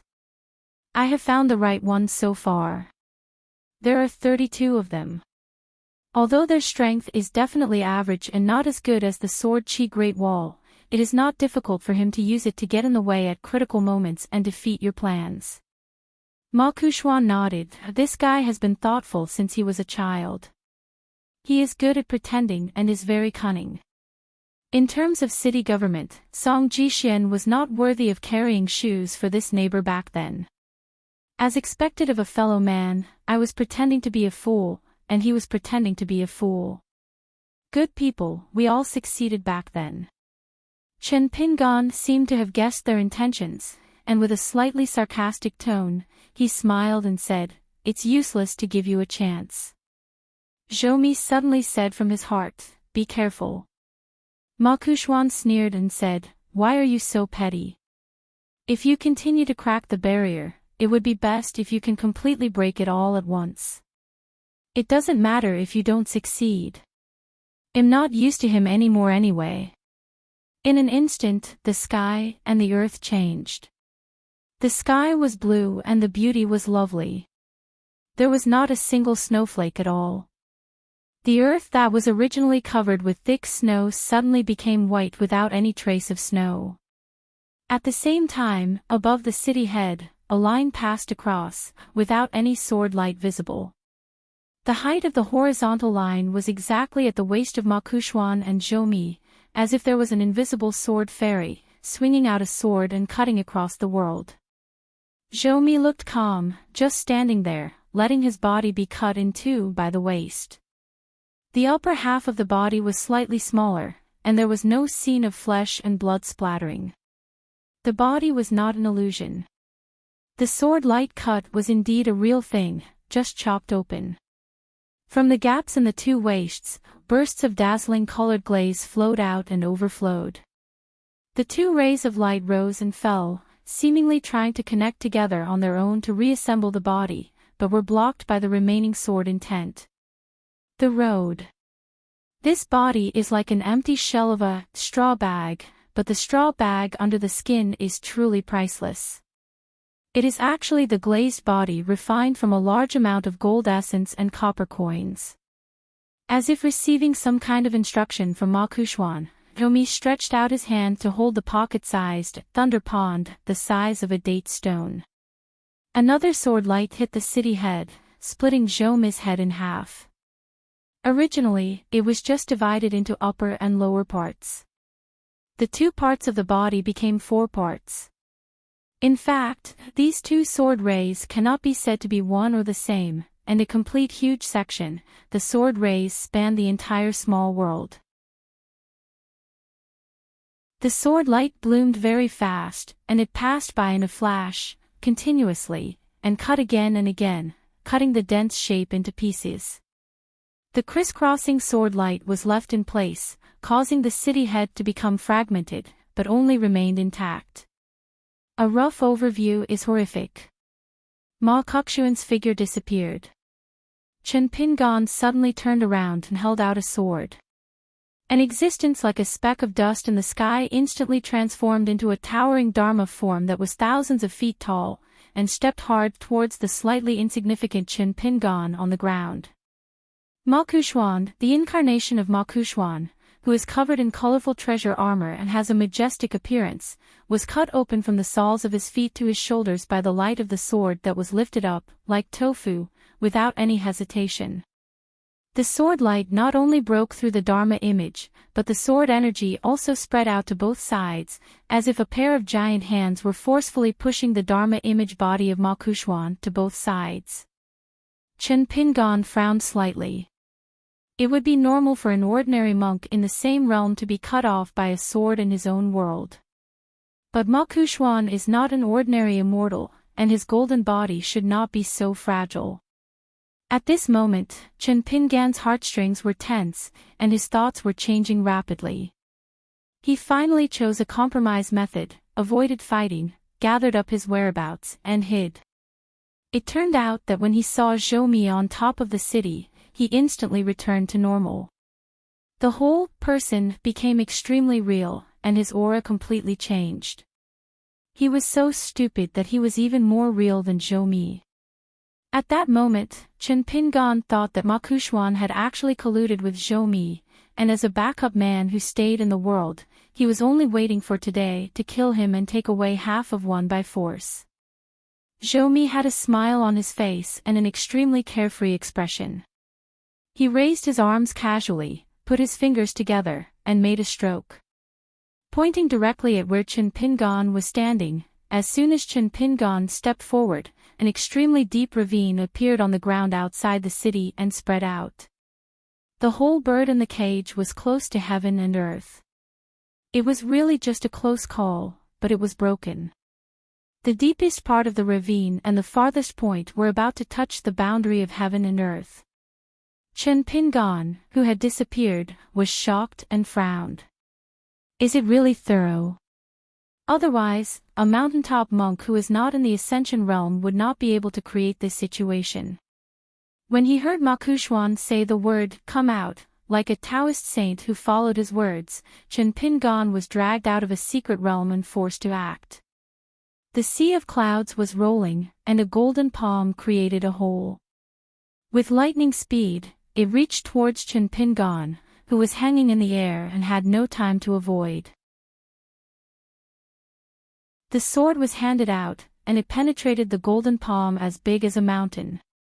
It was still smashed down with a huge momentum, and Chen Pingan had no choice but to punch it.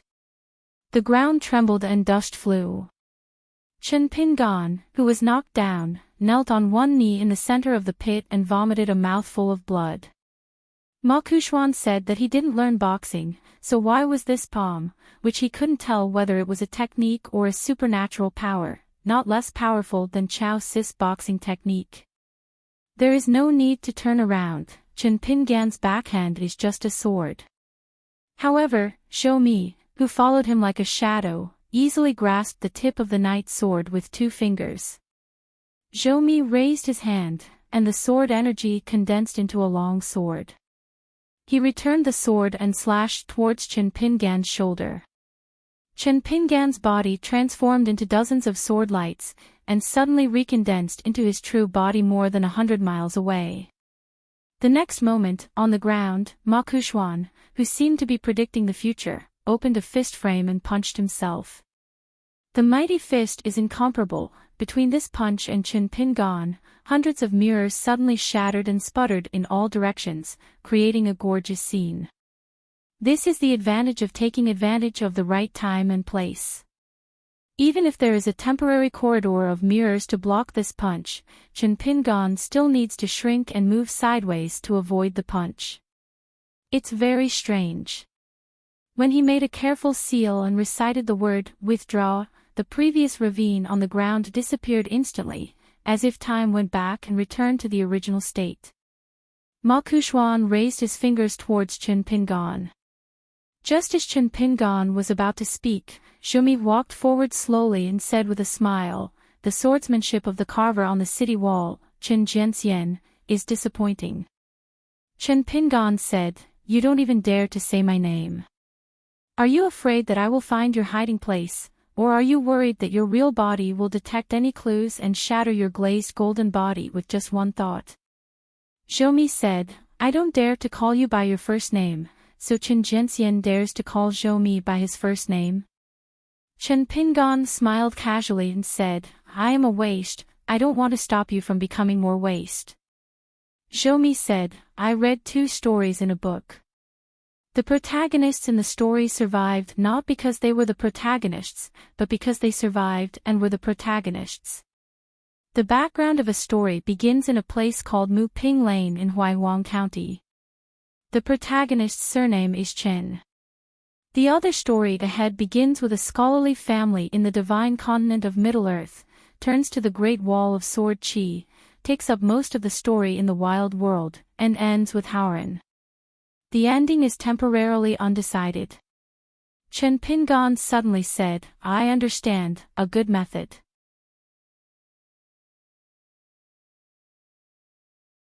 Sword of Coming Chapter 1220.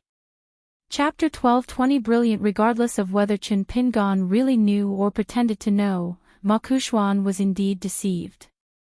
Taking advantage of the moment when Ma Kuxuan's mind was slightly stagnant and he was stunned for a moment, Chen Pingan felt like he had been amnestied. The caged bird escaped and quickly moved back.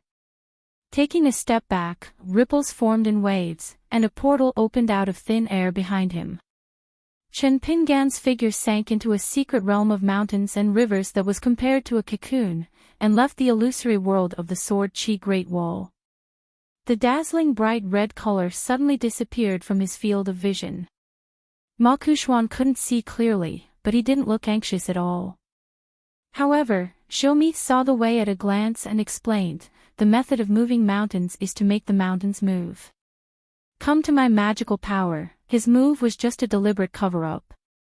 In short, on his own territory, he can switch to the secret location at any time, which is more straightforward and more precise than shrinking thousands of miles of Earth into a small space. Hidden. In ordinary battles with the same situation, you will be in an invincible position. Ma Kuxuan said, "Time is limited, stop talking nonsense and lead me to catch up." Zhou Mi nodded with a smile, and patted himself on the head, and 3 flowers gathered at the top, transforming into a golden crown that seemed to be made up of Baiyujing, Xianhanqing, Tuyu Mountain and other places. Xian converged his figure to the size of a mustard seed, turned into a rainbow light, and swept into the Taoist crown, like an ancient sitting in the center of the heaven. Zhou Mi took a closer look and followed the clues left by Chen Pingan's Dao Qi. He strode forward and opened a door with both hands. He ducked in and came to a bustling market with small bridges and flowing water. There was a sauce garden nearby. As long as the ordinary people on the street are close to Zhou, they will melt away and turn into nothingness. Zhou waved his sleeves, and a majestic air swept out. The upper half of all the pedestrians, buildings, and hills in this world were cut off. Zhou stamped his feet again, and the lower half of the human world was like a fish turning over.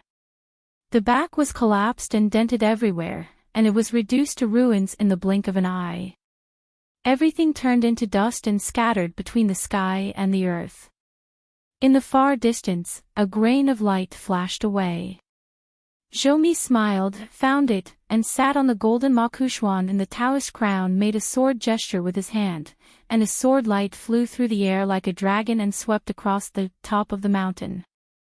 The trajectory of the sword light seemed to be winding, but in fact it coincided with a river flowing through time, which is equivalent to it goes straight down the river, so this is the straightest and shortest way. A ray of sword light was thousands of miles away, hitting the glorious figure that could not dodge. The latter used his fists to fight the sword energy, stubbornly resisting, attacking and defending, and a splash of water sprayed out on the spot. Makushuan obviously heard the guy curse, and like a bereaved dog, he scurried into another place to hide, and continued to avoid his sharp edge, first delaying time, and then looking for ways to defeat the enemy. Zhou said, "The other party has probably determined that I am not Zhou's real body." If Zhou really used Makushuan as a human fairy connecting heaven and earth to plot against Qinpingan, he wouldn't have spent so much time on it, and it would have been completed on the other side of the Sword Qi Great Wall. Makushuan said angrily, "I thought your last words were words that only you could say, which would make him more convinced that you are your true form. Didn't you think that it would actually make him suspicious?" Zhou smiled and said, "You are superfluous. I warned you at that time to give up when you see good things. You should have faked it all the way to the end, and it was completely true. It's like a delicate landscape painting, but you have to capture a freehand flower. Anyone who sees it will feel inappropriate." As he spoke, Zhou had already taken a step forward. This time, he directly broke through the barrier between the two illusory worlds with his body. He crossed the boundary and changed the ground. A gorgeous scene like the shattering of glass appeared around him. The heavy rain was pouring, and there was an escape convoy. On the muddy road, boxes were scattered on both sides, which may have rolled down by themselves or were pushed down by the driver's servants. Many open boxes and books fell out. These were inherited in an orderly manner and had many seals. Rare books have survived fires and insect infestations, but they cannot escape the war. In this war-torn world, the only thing worth less than antiques is probably books. They are heavy and cannot be exchanged for money. If you don't throw them away, you will lose nothing. Zhou, who had a golden crown on his head, squatted down and picked up a soft book stained with yellow mud. Makushuan urged him to quickly find out Qinpingan's whereabouts.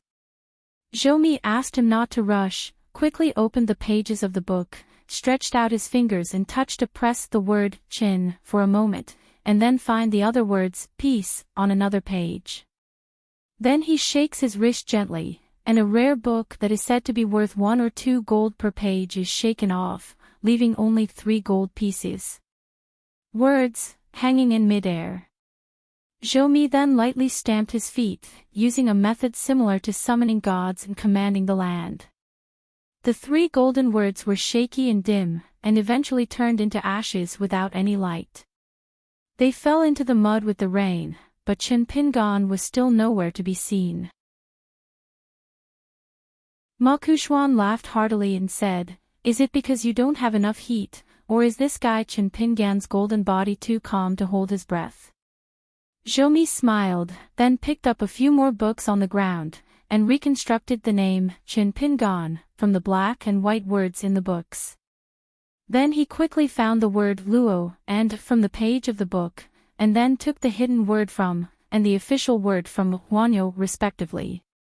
To avoid making a fool of himself again, Zhou simply spelled out Sword Chi Great Wall, Li Zhu Cave Sky, and Mud Bottle Alley together. As a result, 2 treasure urns filled with divine light were hung in front of Zhou, with the words Chen Pingan of Luola Mountain and Hidden Official of the Great Wall of Sword Chi written respectively. In addition, each of the talismans still has a line of narration and footnotes in small characters: Mud Bottle Alley, Li Zhu Cave Sky. Zhou said, "It will definitely succeed." Ma Kuxuan understood it in his heart, waited for Zhou's lips to move slightly, and issued another order. Ma Kuxuan, who was waiting for the opportunity, took the lead and punched out, still using Chao Si's punching method and strength. The fist power was much higher than that of Chao Si in the Qingbai fight in the Chinese Confucian Temple. It was obvious that neither Chao Si nor Chen Pingan had a tacit understanding at that time, and neither of them used their full strength. Chen Pingan, who was forcibly recruited, did not know what methods Ma Kuxuan would use and could not prescribe the right medicine, so it was difficult for him to retaliate. He could only try to defend himself. Apart from a bright red robe on his body, there were tens of thousands of people floating around. The various colored talismans are layered one after another, like dozens of long rivers of talismans, entangled into a ball, protecting the true body in the center of the circle. Unfortunately, despite many methods, Ma Kuxuan's punch still smashed the Fulu River into pieces. The light was distorted and the scene was chaotic. However, Chen Pingan just glanced at Zhou, raised his arms in front of him, and then his body like a stone, it hit a piece of stretched cotton curtain, pulling the cloth toward the center of the stone and gathering it. The world, mountains, rivers, people and buildings were all accumulated in the folds of the cloth. Ma Kuxuan raised his hand, and countless golden bolts of lightning struck crazily at the center of the bottom of the pit. Zhou issued another divine decree to forcibly recall Chen Pingan, the landlord of Fangtiandi. A purple sword light swept out from the center of Zhou's eyebrows and pierced Chen Pingan's head, so close that he could not avoid it. Chen Pingan had no choice but to turn his head slightly, and the slender sword light cut a deep wound on his face with bones visible. I have been running around for so long. I don't know how far he has solved the puzzle. Zhou said, "Stop delaying, otherwise things will change."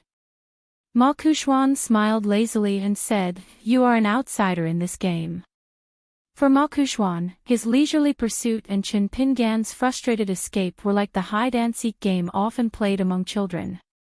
Ma Kuxuan said regretfully, "I was so frightened that I didn't take the bait." Zhou said, "You deliberately let him choose the Great Wall of Sword Chi, which is a good move. He will naturally think of me and the boss sword immortal. There is no need for you to make more calculations and foreshadowing, but while he is still kept in the dark, if you didn't make him think of the word Qin Qingdu in his mind, it would be a bad move." Ma Kuxuan said, "It's a pity. It's my fault that I failed to invite the complete third god." Zhou smiled and said, "I have said it a long time ago. After all, this person is a scholar. He insists on being alone in a dark room and not betraying his heart. Therefore, even in his mind, it is impossible to call Qin Qing by his first name." Ma Kuxuan curled his lips and disagreed. Zhou said, "It is better to choose Qin Qingdu than to choose left and right." Ma Kuxuan said with a nonchalant look on his face, "The scene needs to be big, so if you have to choose, of course I should choose the one with the best swordsmanship. Even if Qin Qingdu has half of his Taoist skills and 50% off his sword skills, the power won't be too weak, right?" Zhou smiled and shook his head, looking helpless. It turned out that in Ma Kuxuan's heart-centered world, there were 3 incense tables placed at the same time, but there was only one incense burner with incense and smoke curling up to worship 3 people. In addition to Wenhai Zhoumi and Chao Xiai in white, there is also an old man with a sword, who is the boss swordsman of the Sword Qi Great Wall, Qin Qingdu. But compared to the first two, Qin Qingdu's face is relatively blurry, and his figure is ethereal and uncertain. Ma Kexuan's visualization is similar to some kind of mysterious, refining and casting, which can erect a faceless statue of clay and wood sculptures on the altar. Of course, there is a limit to the height of their golden bodies, which is of course linked to Ma Kexuan's realm. Qi practitioners stop at the ascension stage, and martial artists stop at the ascension stage. Otherwise, since the daring Ma Kexuan dared to visualize even Wenhai Zhoumi, why not just move out the founder of the three religions and enshrine him on the altar? The same canonization of landscape gods, the Confucian temple of Zhongtu, the Song dynasty of Dali, and a small country belonging to the Aquarius continent. Although the three canonizations are all reasonable and legal orthodoxy, their ranks are quite different. Chen Pingan's imagination and thoughts related to someone are equivalent to opening the face of the statue and being responsible for adding gold and color to make the statue lifelike and more real. Ma Kexuan carefully prepared 3 god statues for Chen Pingan, waiting for the latter to go. The thoroughness of Taoism, Chao Xiai of martial arts, and Qin Qingdu of swordsmanship. It just so happened that these 3 people had all appeared on the Great Wall of Sword Qi. In a secret world where a civil servant was setting up a table by the river to pray for rain, and people were parading through the streets to burn the paper dragon king. Chen Pingan held a sword in one hand and stretched out his hand to wipe away the blood flowing from his ears to his temples. He has been beaten, and his injuries are not serious. Fortunately, his true body, soul and the foundation of his path have not been injured. If Zhoumi's present world is a puzzle for which Ma Kexuan has already given clues, then the answer is indeed visualization.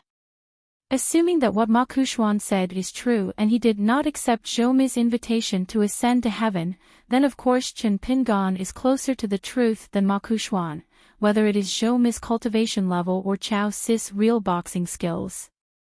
In other words, Ma Kexuan's seemingly cheating magical power has natural limitations. He cannot imagine it out of thin air, but Chen Pingan has to imagine it. Just like a fishing trip that is sure to make a profit, Ma Kexuan visualized Wenhai Zhoumi, holding a fishing rod, and the fish he caught was a certain person's name that Chen Pingan was thinking about. As long as Chen Pingan bites the hook and thinks of someone, Ma Kexuan will take the opportunity to lift the rod and put it into the fish basket, becoming real. And this person is Ma Kexuan's catch. He has become Chen Pingan's current imaginary enemy. For example, Chao Xiai. Because Chen Pingan's thoughts are like a surging river, and all the people Chen Pingan knows are fish in the water. No, besides Chao Xiai, there is also Zhoumi. Chen Pingan suddenly realized at this moment, when did Ma Kexuan, a stubborn man, become so smart? That Zhoumi who first appeared at the top of the city was clearly a hint to Chen Pingan. Therefore, Zhoumi was just a show at the beginning, just to scare people, and his methods were probably not very clever at that time. But after Ma Kexuan used the magical power of visualization at a certain moment, Chen Pingan was always wary of the face-to-face Zhoumi, and was actually given the true meaning by Chen Pingan. Therefore, it was not until that moment that Zhoumi truly changed from a fake Zhoumi to a fake Zhoumi. A first-class authentic work. Just like a person who was dead in name only, he finally came back to life. In a sense, this is Chen Pingan asking for trouble. Because whatever you fear in your heart will come true. Ma Kexuan quietly tricked Chen Pingan once, just like a canonization ceremony of a landscape god. Ma Kexuan was responsible for the name and peace, and Chen Pingan, who had mastered the Tao, was responsible for the actual peace. Finally, a story emerged in orthodox apotheosis. Lay people need to burn incense when entering the temple to worship gods. Usually 3 sticks of incense are lit. Presumably Ma Kongquan's way of asking gods to come down to the truth is also a similar etiquette. It better be so. What if Ma Kongquan lit 9 incense sticks or something? Chen Pingan would have to endure it for such a long time. I don't dare to stay here for a long time. I don't know what kind of tricks Na Zhoumi used. He is simply haunted. Chen Pingan didn't wait for the opponent to catch up with him. He managed to take a breath of pure energy and immediately changed the venue. Sure enough, as soon as Chen Pingan walked away, a heavy rain fell in this area, with raindrops the size of soybeans. Every raindrop, they are all formed by the condensed sword energy, stabbing the mountains and rivers of the earth into a dense sieve filled with countless holes. Ma Kongquan clicked his tongue and said in wonder, Chen Qingda's swordsmanship is only half of the Taoist skills. Is it so exaggerated? Zhoumi smiled and asked, finally regret it. Ma Kongquan sneered and said, what regrets are there? In my life, I like mute-eating Coptish Chinensis most. Don't waste it. With half of Chen Qingda's sword skills, you can use it for real. Zhoumi smiled slightly, held a sword in his hand, and slashed several Chen Pingan's hearts to heaven and earth with one sword. In order to block this sword light, a knight's sword with immortal weapon rank was cut off on the spot. A bright red robe that was also an immortal was torn apart by the unstoppable sword energy. Standing in a vast realm of Taishu, Chen Pingan returned the 2 broken swords to the long sword behind him. Although the robe on his body was seriously damaged, it was still able to close on its own. Even if his body is almost cut open by a sword, a chi practitioner in the immortal realm can recover as before after being cut off. However, he has to seriously damage his Taoist practice, fearing that his soul will be damaged. Zhoumi raised his sword and let the light of the sword fall into the blue sky. A golden arch bridge was chopped into pieces on the spot. Chen Pingan's defensive swordsmanship seems to have been secretly learned from the ranger Su Ruo. The entire Taishu realm echoed with the violent sound caused by the sword energy. Chen Pingan stood on the fragmented capital of a golden arch bridge and asked, what is the price you have to pay? Setting up altars on the mountain and asking gods to come down requires certain rules to be followed. Although Qi practitioners use various methods and choose shortcuts to minimize their own losses, the price that Qi practitioners should pay will never fail. Zhoumi didn't even bother to remind him in his heart, and directly said, why don't you kill him and you can reminisce about the past? Ma Kongquan and Chen Pingan were like 2 village children playing house, arranging their troops and facing each other on the mud. One said I had 100,000 soldiers and horses, and the other said I had magic soldiers and generals. You come and I go, as long as you dare to think. Of course it was just a quarrel. But just like if one of the kids cheats, his dream can come true, but the other one can only dream about it. Chen Pingan and Zhoumi each had their own questions, but Ma Kongquan answered the question incorrectly. You actually guessed that you were in a certain situation and that I was the guest. But you only thought about it 3 times, but I didn't predict it, so it didn't work every time. If you are suppressed by the thought of doing nothing, then you simply don't even dare to think about it anymore. Zhoumi sighed and said with a regretful expression, why bother giving out the answer to the riddle on your own initiative? There will be so many details that you will fail in your efforts. Ma Kongquan, what on earth are you thinking? Chen Pingan's face was expressionless. In an instant, the 3 altars and statues in Ma Kongquan's heart-centered world collapsed, just like the final destination of the statues in the immortal tomb in their hometown, where dust returned to dust and dust returned to earth. Zhoumi was slightly startled, then thought of the reason in an instant, laughed loudly, and before dissipating, he sincerely praised, Chen Pingan, good method, as you said before, you want to deceive me sincerely. It turned out that Chen Pingan used another method of killing himself with a sword, killing Zhou Chao Ci, and Chen Qing all together in his own state of mind. Ma Kuxuan tiptoed and stepped on the pillars of a golden arch bridge. He squatted and asked with a smile, "You paid such a high price just to play with me until now. What are you doing?" Chen Pingan bent his knees and sat cross-legged on the broken pieces of the arch bridge, and said, "Prove it with facts." "I was just playing with you in the previous fights." Ma Kuxuan asked doubtfully, "Seriously?" Chen Pingan sneered, "Why should I lie to a fool?" Ma Kuxuan tilted his head and stared at his peer. This time, Chen Pingan was injured so seriously and the price he paid was so high. Even the long sword was broken. "These are not fake." Ma Kuxuan asked, "Did you really understand Zhou Mi's words from beginning to end? Can you even guess who the 3 people I asked the gods to be? Are you really able to count the last person, who is Chen Qingdu?" Chen Pingan sneered, "Are you still thinking about Chen Qingdu? Come on, give it a try. Let's see if the boss swordsman you invited delivers the sword faster, or if I kill him faster and remember it faster." Ma Kuxuan asked curiously, "Could it be that you used the trick of reversing the flow of time, right?" Chen Pingan shook his head and said, "I thought about trying it once or twice, but I don't have the ability for the time being. I can't drag you down. What's more, this method will consume time and is irreversible. It is no less expensive than now." Ma Kuxuan nodded and said, "This is reasonable. Otherwise, it would be too unreasonable. Wouldn't it be that the Ascension realm, which is a level higher than yours, is being teased and applauded by you?" Ma Kuxuan stood up and said, "If I win, everything will be fine with you. But if I lose accidentally, you have to promise me something."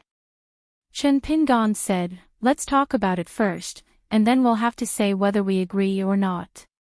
Ma Kuxuan said, "Over at the Ma family's mansion, if you think you deserve to die, you can give them a happy life.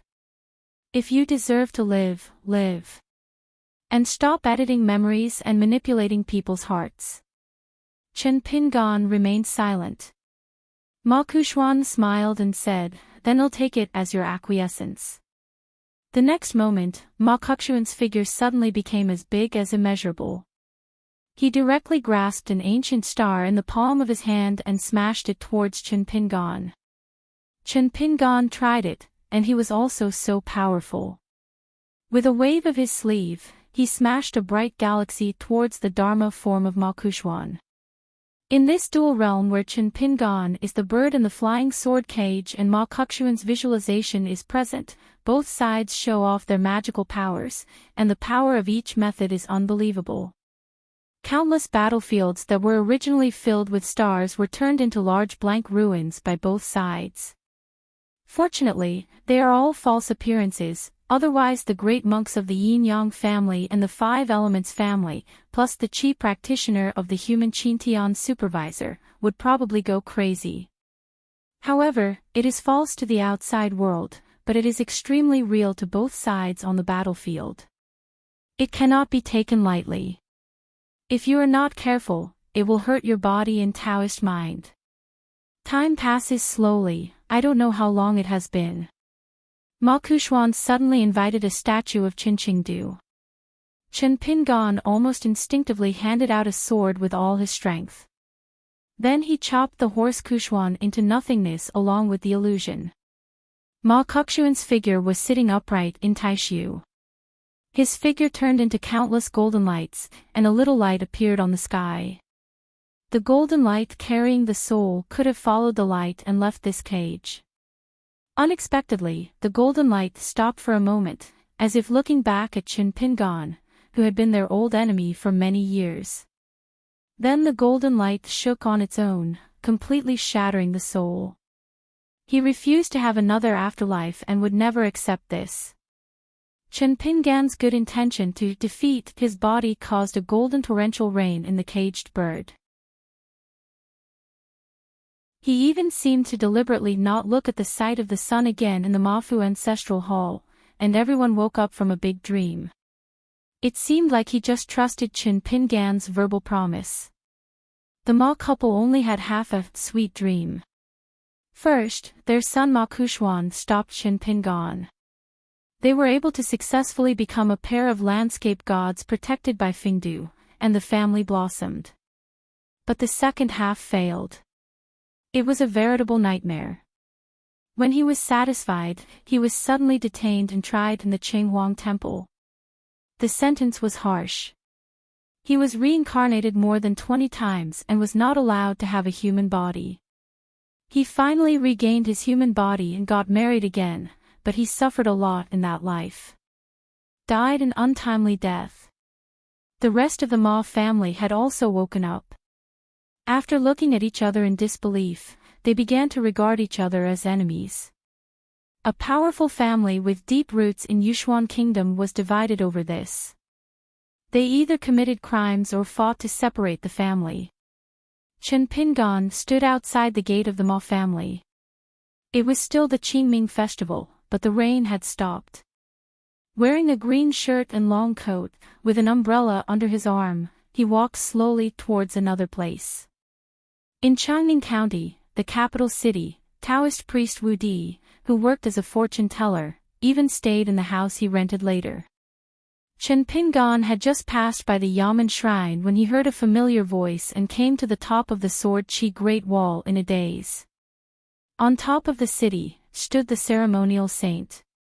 The current situation is both true and false. Chen Pingan put away the umbrella under his arm and bowed in salute.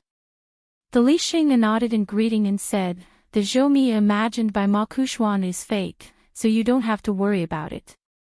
But I can't guarantee whether Zhou Mi will pass this matter and see your current situation, realm and mentality." Chen Pingan breathed a sigh of relief. Seeing is false, hearing is true. Li Xing said, "The injury is not serious." Chen Pingan said, "Compared with the earliest expectations, it is still a bit better. I have to refining my sword, wandering at night, and mending that immortal robe. It's better to have a headache than to fall into a state of decline." Having seen the Zhou Mi behind Ma Kuxuan before, he knew that he had to be cautious in this matter. If it turned out that Zhou Mi had left a trail in the world, the consequences would be disastrous.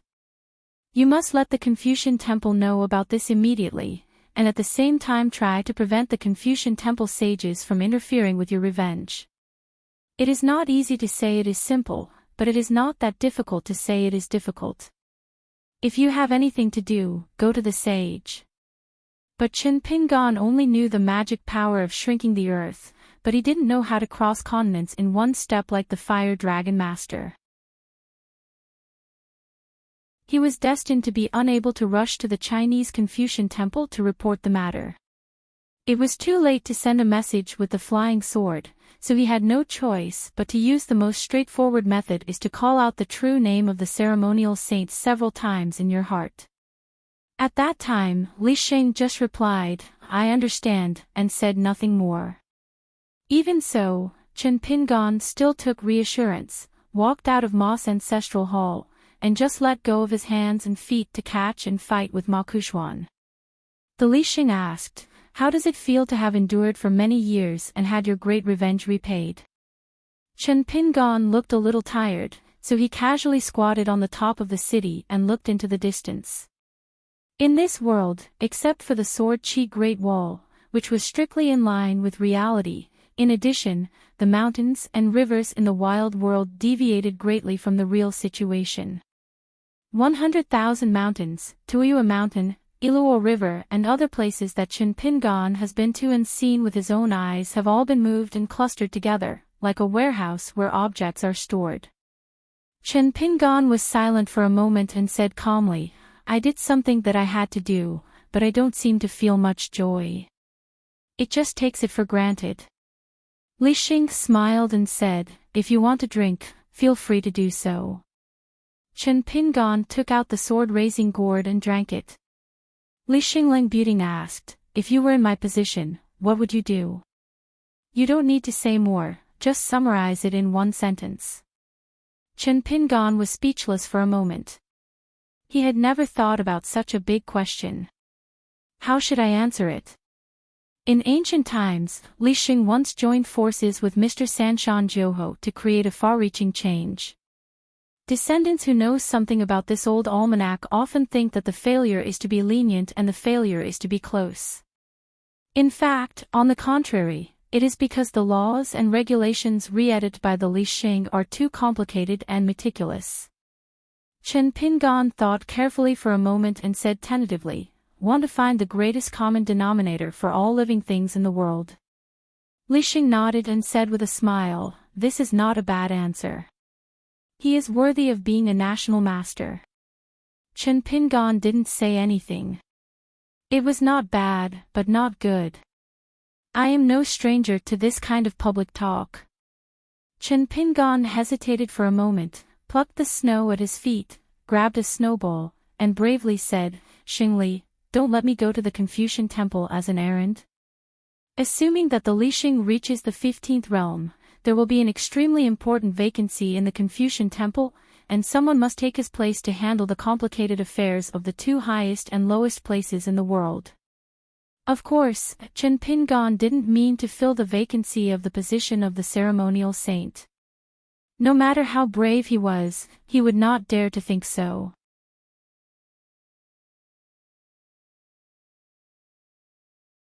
For those whose realms are high enough, such as Longhu Mountain Celestial Master Zhang Tianlai, Wulongzhenren and others who are highly respected, it is not a matter of dissatisfaction with others, but a matter of embarrassment for them. When you become a criminal, you must offend others. It is not difficult to torture the demon clan, but it will be thankless if you talk about rewards and punishments within Haoran Tianxia. Li Xing smiled and said, "No need to feel burdened if you refuse this matter." Chen Pingan nodded and continued drinking. "The only one I am most familiar with in the wild world is the Great Wall of Sword Qi. The most well-known person in the wild world is Chen Pingan, but there is no one else." Jing Juzhong of Beidasheng was actually the best candidate, and indeed the first choice for the Confucian temple. Jing Juzhong was already good at everything, let alone now possessing 314 realms in one person. It's a pity that Jing Juzhong declined. Not only that, Jing Juzhong even asked himself to withdraw from the wild world on the grounds that he wanted to retreat in Baidi City. Li Xing actually knew very well that Jing Juzhong wanted to make further progress and was ready to formally establish a religion and proclaim himself his ancestor. Li Xing suddenly asked, "Have you ever been to the Shirwan mountain of fellow Taoist monk Zhisher?" Chen Pingan shook his head and said, "I've only seen it from a distance, but I've never had the chance to go." Li Xing said, "You can go to the Shirwanda mountain in the south and the Mirage ruins in the north if you want to go today. In half an hour, you will return to the city on time. Remember not to delay, otherwise you will have to run back to the Aquarius by yourself." Continent. Chen Pingan stood up and was about to speak when the Li Xing disappeared. On the top of the tallest mountain in the center of Shuanshan, Chen Pingan had just fallen to the ground when he saw a rickety old man with his hands behind his back. He was as skinny as wood, with sunken cheeks and was skinny and skinny. But it is such a seemingly old person who has been rooted here for thousands of years with the dojo. The great ancestor of Tuoyua Mountain has no choice but to never take the half-step to reach the 15th realm. I remember Bai Jing commented on this matter. If she had been the co-owner of the wilderness, she would have used the entire Tuoyua Mountain to smash this 100,000 mountain. Chen Pingan cupped his fists and said, "Junior Chen Pingan has met the seniors in the temple." The old blind man said, "Ning Yatu just left not long ago. It's a pity that your level is low and you are an immortal. Even if you set out now, you won't be able to catch up with her. Ning Yatu is almost at Fuyao continent." Chen Pingan said straight to the point, "I have something I want to ask my senior." The old blind man said, "You want to ask me why I watched Ning Yatu get injured in Lizhu Cave?" Chen Pingan said, "It's not a question, it's just a question." The old blind man rubbed his chin. "According to my temper, I will definitely take action. A Great Wall of Sword Qi. Over the course of thousands of years, there are only a handful of sword cultivators that I like. From the earliest Dragon Lord to the one with everything. Very good, but Zhong Yuan, whose luck is a bit worse, Dong Sanzhen who was bitten by a dog when passing by, and Ning Yao, there are just a few of them, they are all counted, but they are not more than one hand. But Qin Qing seems to have taken the wrong medicine, but at that time, he stopped me and said there was no need to take action. Do you think it's strange? Chen Pingon asked, what secret did the last priest reveal to the boss sword immortal before he left? The old blind man said perfunctorily, Qin Qing is dead, but the Yen kingdom is not dead. When did you become more mature and courageous? Finally, you don't have to be that humiliating tortoise who dares to wander around in the Qingming world. Lord Yingguan, please go and ask Yengu yourself. Chen Pingon knew that he couldn't ask any more secrets, so he said goodbye with his hands clasped and planned to visit the former site of the mirage. As a result, I hit a wall and had to turn back. The old blind man smiled and said, come when you want, leave when you want. Does Mr. Yingguan think this is a cesspool? There was no expression on Chen Pingan's face, and there was not a single word in his voice. His Taoist heart remained unchanged. The old blind man with empty eyes raised his head and looked at the swordsman in front of him. The swordsman who was less than 50 years old was considered outstanding in the history of the Sword Qi Great Wall. He clicked his tongue and said, how many Qin will we kill? How can Pingan become such a Qin Pingan? Have you done any rough calculations or statistics? Chen Pingan said, there are too many to count. The old blind man laughed, I've always had a bad mouth. When I talk to people, I like to spit out of my mouth as if I've just eaten hot shit. Don't mind me. Chen Pingan was caught off guard. You definitely won't be able to win if you fight, and you are afraid of encountering someone like this when you quarrel. The old blind man stretched out his nails, gently grabbed a bit of flesh, and said with emotion, I really encountered someone who was not an eyesore. Even if I asked you to come in, I slapped you back. When I met someone who was not an eyesore, I'm too lazy to talk nonsense. So don't think that if you killed Ma Kushuan of Xinghua Lane, the half-owner of my eyeball, I would be disgusted with you. Far from it, I would choose him back then. It's because Ma Kuxuan's child has the least human touch. Chen Pingan did not comment on this, and just asked, Xiago also left? The old blind man raised his chin and said, Bai Jing found a place on the top of a mountain to open a cave. She said she was going to be in seclusion for a few days, but in fact she was just hiding there for fun. Here, I have to urge her to break through. Chen Pingan asked, is there any sign of her breaking through? The old blind man said, no, she really wants to find a certain path and has a chance to break through. If I push her every now and then, it will be no fun. Chen Pingan was speechless. Are you kidding, a perfect sword cultivator in the Ascension realm? Sure enough, the 14th realm is amazing. The old blind man laughed and said, no matter how poor your Taoist qualifications are, as long as you can live for 10,000 years, is it still considered a skill? Chen Pingan said, the coveted ability to reach heaven.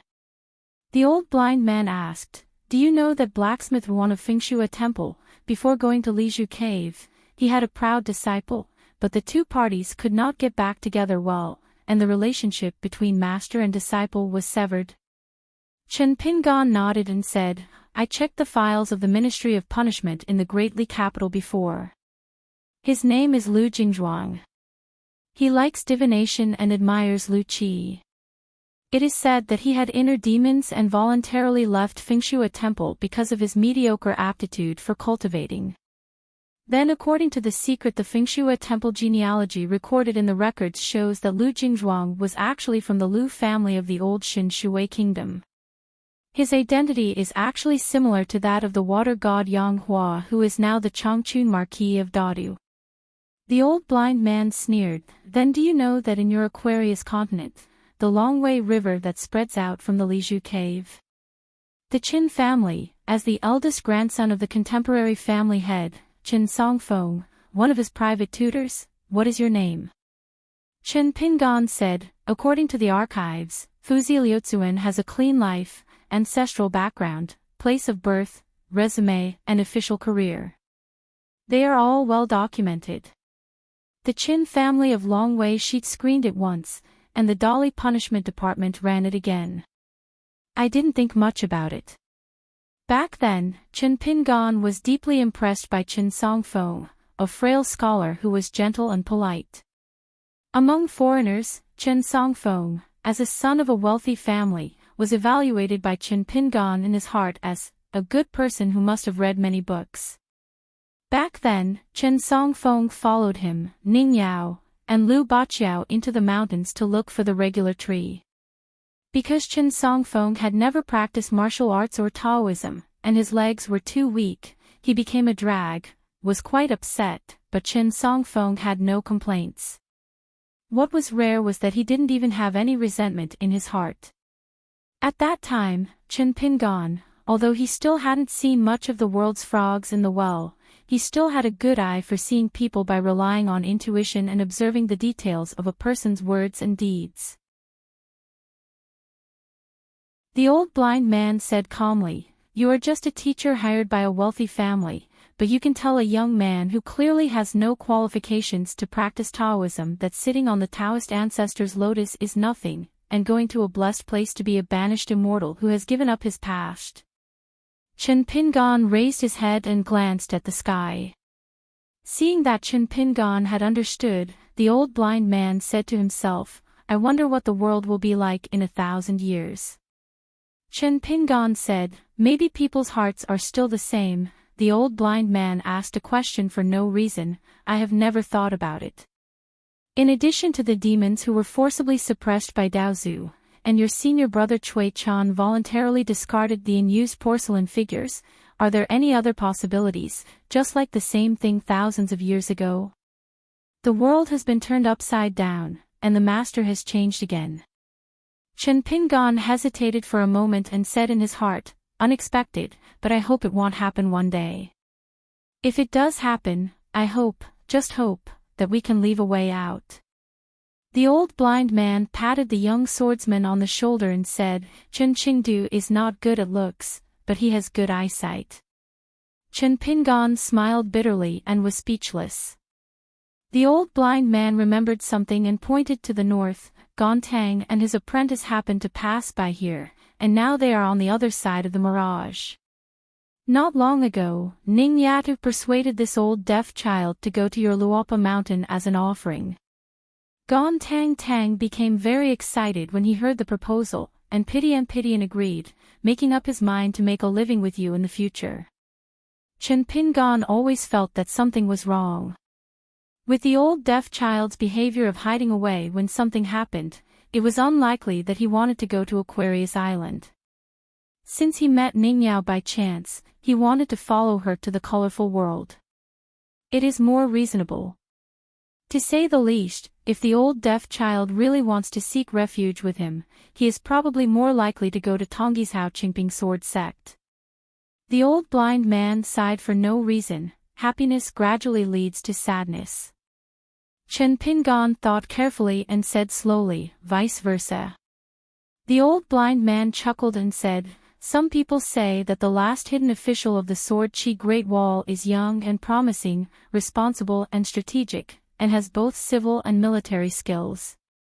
His future is limitless." Chen Pingan knew something was wrong and refused to answer the call. The old blind man continued, "He is a person who can enter the martial arts temple to worship with him while he is still alive." When Chen Pingan heard this, his head was as big as a dustpan. The old blind man said, "What if he enters the Chinese Confucian temple and eats pig head meat at the same time? Doesn't it mean that one person enters both the civil and military temples at the same time?"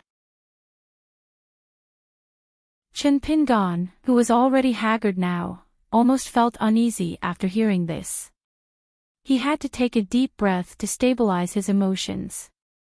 Shanju Chen, who was used to a certain custom in Luopa Mountain, couldn't bear this kind of flattery, not to mention the flattery with ulterior motives. There has never been such a figure in the history of all the great dynasties in the world. Occasionally, in some small countries in history, there are people who can join the civil and military temples, but even so, they are still only a handful. Enter the Qin Earth Divine Continent Confucian Temple and the Military Ancestral Martial Temple at the same time. No matter who it is, don't even think about it. Chen Pingan asked in a deep voice, "Senior, may I ask, which said those stupid things? I'm gonna rip his head off." The old blind man smiled and said, "Just forget about your polite words. Why bother asking questions?"